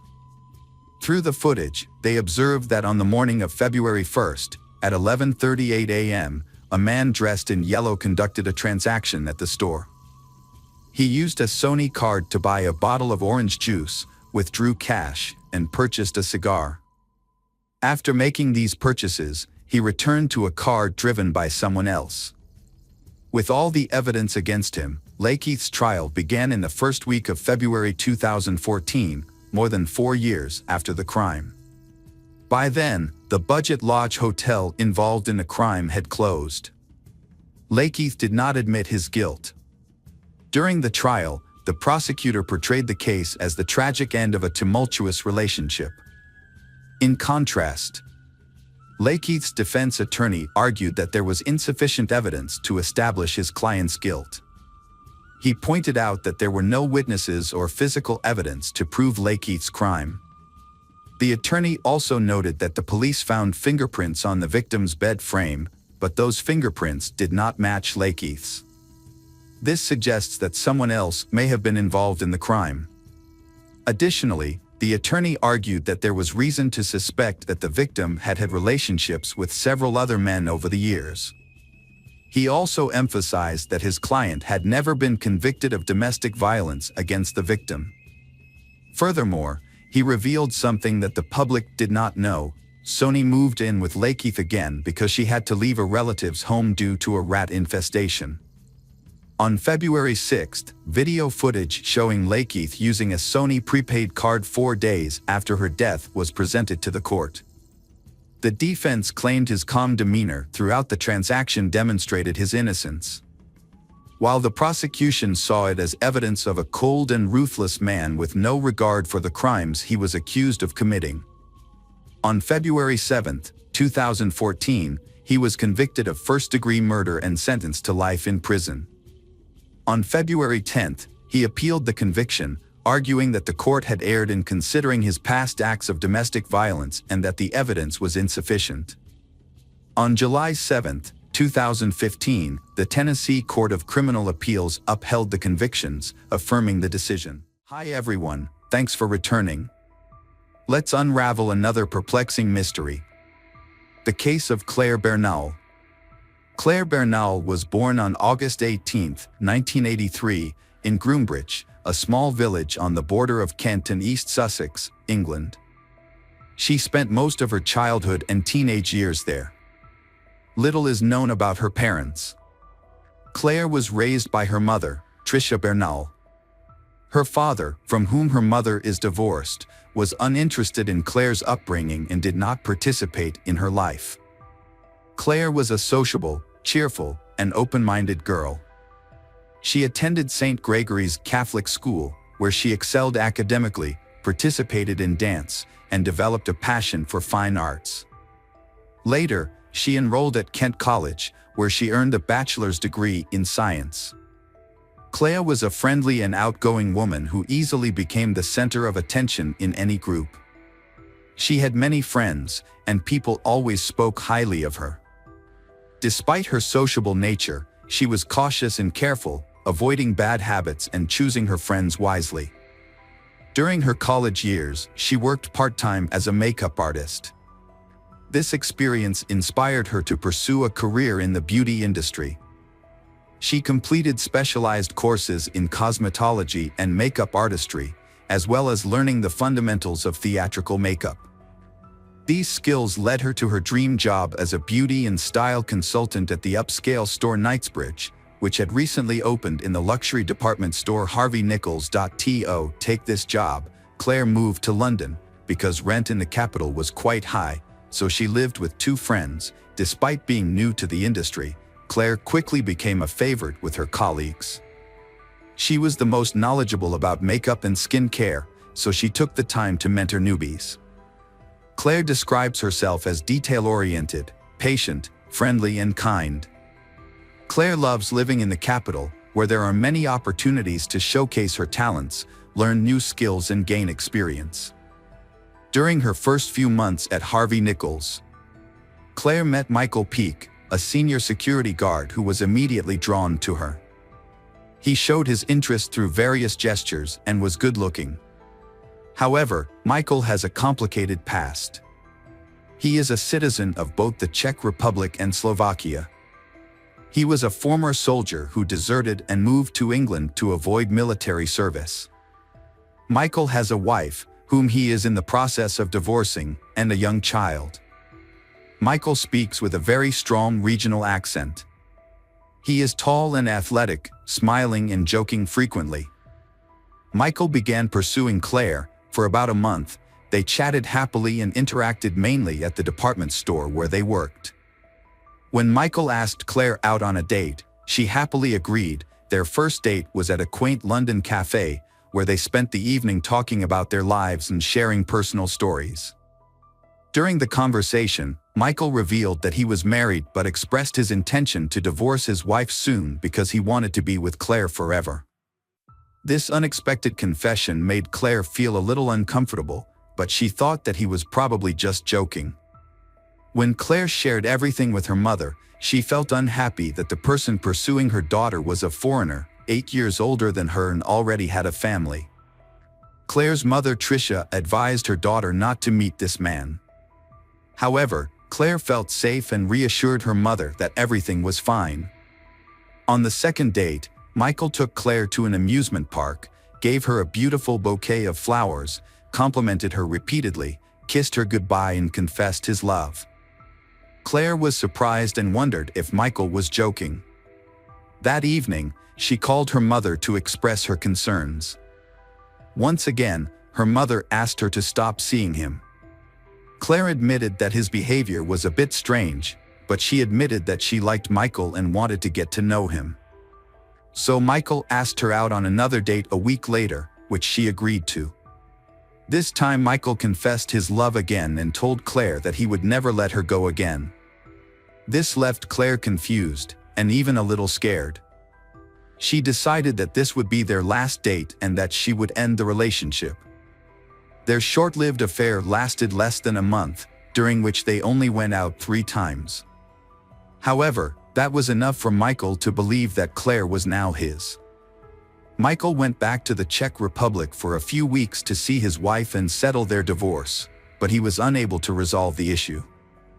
During this time, Claire almost completely stopped thinking about him, moving on with her life, believing that Michael was part of her past. However, one evening, he called her, asking to meet him at the airport. When Claire refused, he insisted that he needed her help. Claire finally agreed to meet him and even offered to let him stay for a day, since he had mentioned that he had moved out of his rented apartment and could not move into his new one until the next day. After entering Claire's house, Michael said that he wanted to stay and live with her. Claire was scared and asked him to leave immediately. However, Michael refused. Claire threatened to call the police if Michael did not leave. Although he eventually left the apartment, he did not leave and remained sitting on the doorstep until morning. The next day at work, Claire explains to Michael that their relationship is over and that their previous 3 dates meant nothing. However, Michael disagrees. Michael continued to prove his true feelings. He brought a large bouquet of red roses to Claire's workplace, but she refused to accept them. Michael persisted and took Claire home later, where he sat outside her apartment all night. When the neighbor tried to kick him out, Michael threatened to harm Claire instead of breaking up with her. Michael's actions and behavior are a desire to control Claire, despite Michael's assertions of love. Claire calmly explains that she has no feelings for him and regrets their short-lived relationship, to which Michael responds by hugging her tightly. He whispers in her ear, insisting that she loves him but does not yet realize it. For 6 months, Claire endured relentless stalking and harassment from Michael. Despite reporting her to the police, no action was taken. At work, Michael lurked outside her store, monitoring Claire's every move and contacting her dozens of times a day via phone calls and text messages. Michael would confess his undying love, beg for forgiveness, and beg her to come back. However, when his attempts were rebuffed, he would resort to threats, insisting that they would eventually be together. Every time Claire changed her phone number, Michael would find a way to get her number within a few days. What scared her the most was that Michael knew her home address and was always outside her house. Even when she tried to move, Michael followed her and found out her new address, causing the harassment to continue. Michael thought they were still in love. He even counted the months since they first met. In Michael's messages to Claire, he mentioned that if Claire didn't belong to him, he would make sure that no one else could have her. Claire had difficulty concentrating at work and was afraid to go out in public. Even the sound of the phone ringing startled her. Over time, the situation got worse and Claire began having nightmares at night. The emotional damage was evident as she lost a significant amount of weight. She felt tired and lost her confidence and her usual outgoing demeanor. Encouraged by her mother, friends, and co-workers, Claire finally decided to report her situation to her employer. She confided in the head of security at the mall. This man, who had experience in law enforcement, took Claire's concerns seriously and conducted a thorough investigation. He interviewed other employees and carefully reviewed the mall's surveillance footage, gathering evidence that showed that Claire was indeed being stalked by Michael. The security manager transferred Michael to another part of the store. However, this change did not significantly improve the situation. Michael continued to spend most of his time waiting outside the store, monitoring Claire's actions. Because Michael failed to perform his duties, the store management had to fire him. Despite this, Michael continued to harass Claire. Claire decided to report Michael to the police. When questioned by the police, Michael denied any wrongdoing, claiming that his intentions were sincere and that he only wanted to make it up to Claire so they could get back together. He insisted he had not threatened Claire, but his tone could have been misinterpreted. However, the police did not speak to Claire's colleagues and flatmates, who witnessed the incident and knew Michael had been stalking Claire for months and repeatedly threatening to kill her. The police treated the situation as a casual affair, finding no threat to Claire's life or health. The police did not conduct a risk assessment and Michael was only given a fine and a warning. He was also banned from the shopping center where she worked and ordered to stay away from her. A day after being questioned and notified of the ban on approaching Claire, Michael was back at her house, peering through the windows. When Claire saw him, she called the police. However, by the time the officers arrived, Michael had left the scene and they took no action against him. Claire continued to report her harassment by Michael to the police on June 10, 2005, saying that he had violated the no-contact order. However, when the police arrived, Michael was gone and no action was taken against him. Michael was eventually arrested. He cooperated with the police, surrendered calmly, and was handcuffed without resistance. After his arrest, he was charged with stalking and harassment. Michael spent a week in jail before being released on bail. The trial was scheduled for August 31, 2005, but before the trial, Claire decided to go on vacation. She went to a famous Italian resort with her mother and a friend, where they spent time enjoying the warm sea. The holiday was over. When she returned to London, she was surprised to find that Michael had stopped following her. He had disappeared. Feeling extremely relieved, she let down her guard. Michael returned to his hometown, where he spent every day at the shooting range, honing his shooting skills. He underwent training and obtained a license to purchase a pistol.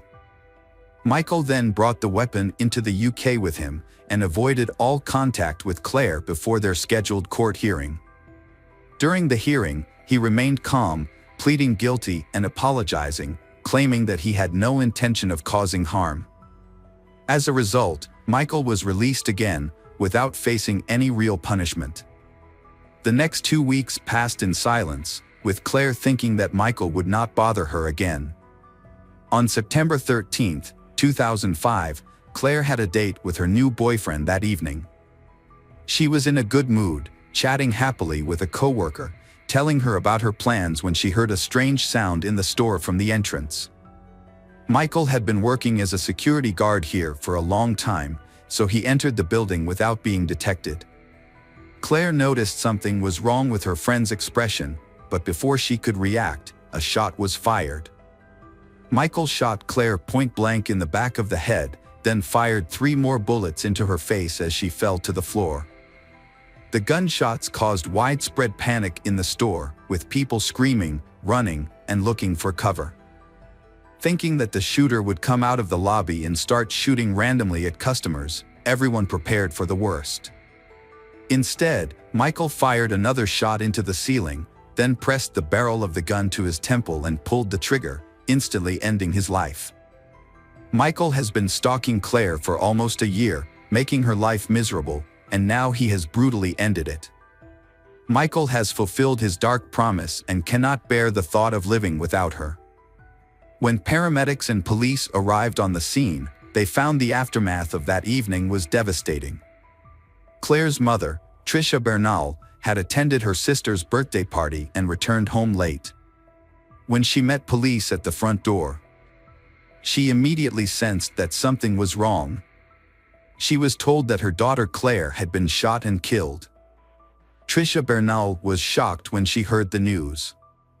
Michael had asked a law student working at the department store about the potential punishment for the crime a few months earlier, which was then known to colleagues, including Claire. Claire reported her concerns to the police, fearing for her life, but no action was taken. The crime was largely due to police negligence, despite Claire's repeated pleas for help. Michael was arrested twice but released on bail, breaching a no-contact order, threatening Claire and consulting a lawyer about the punishment. However, the police felt this was not enough to jail him. He had the opportunity to leave the country, buy a weapon and return to commit the murder.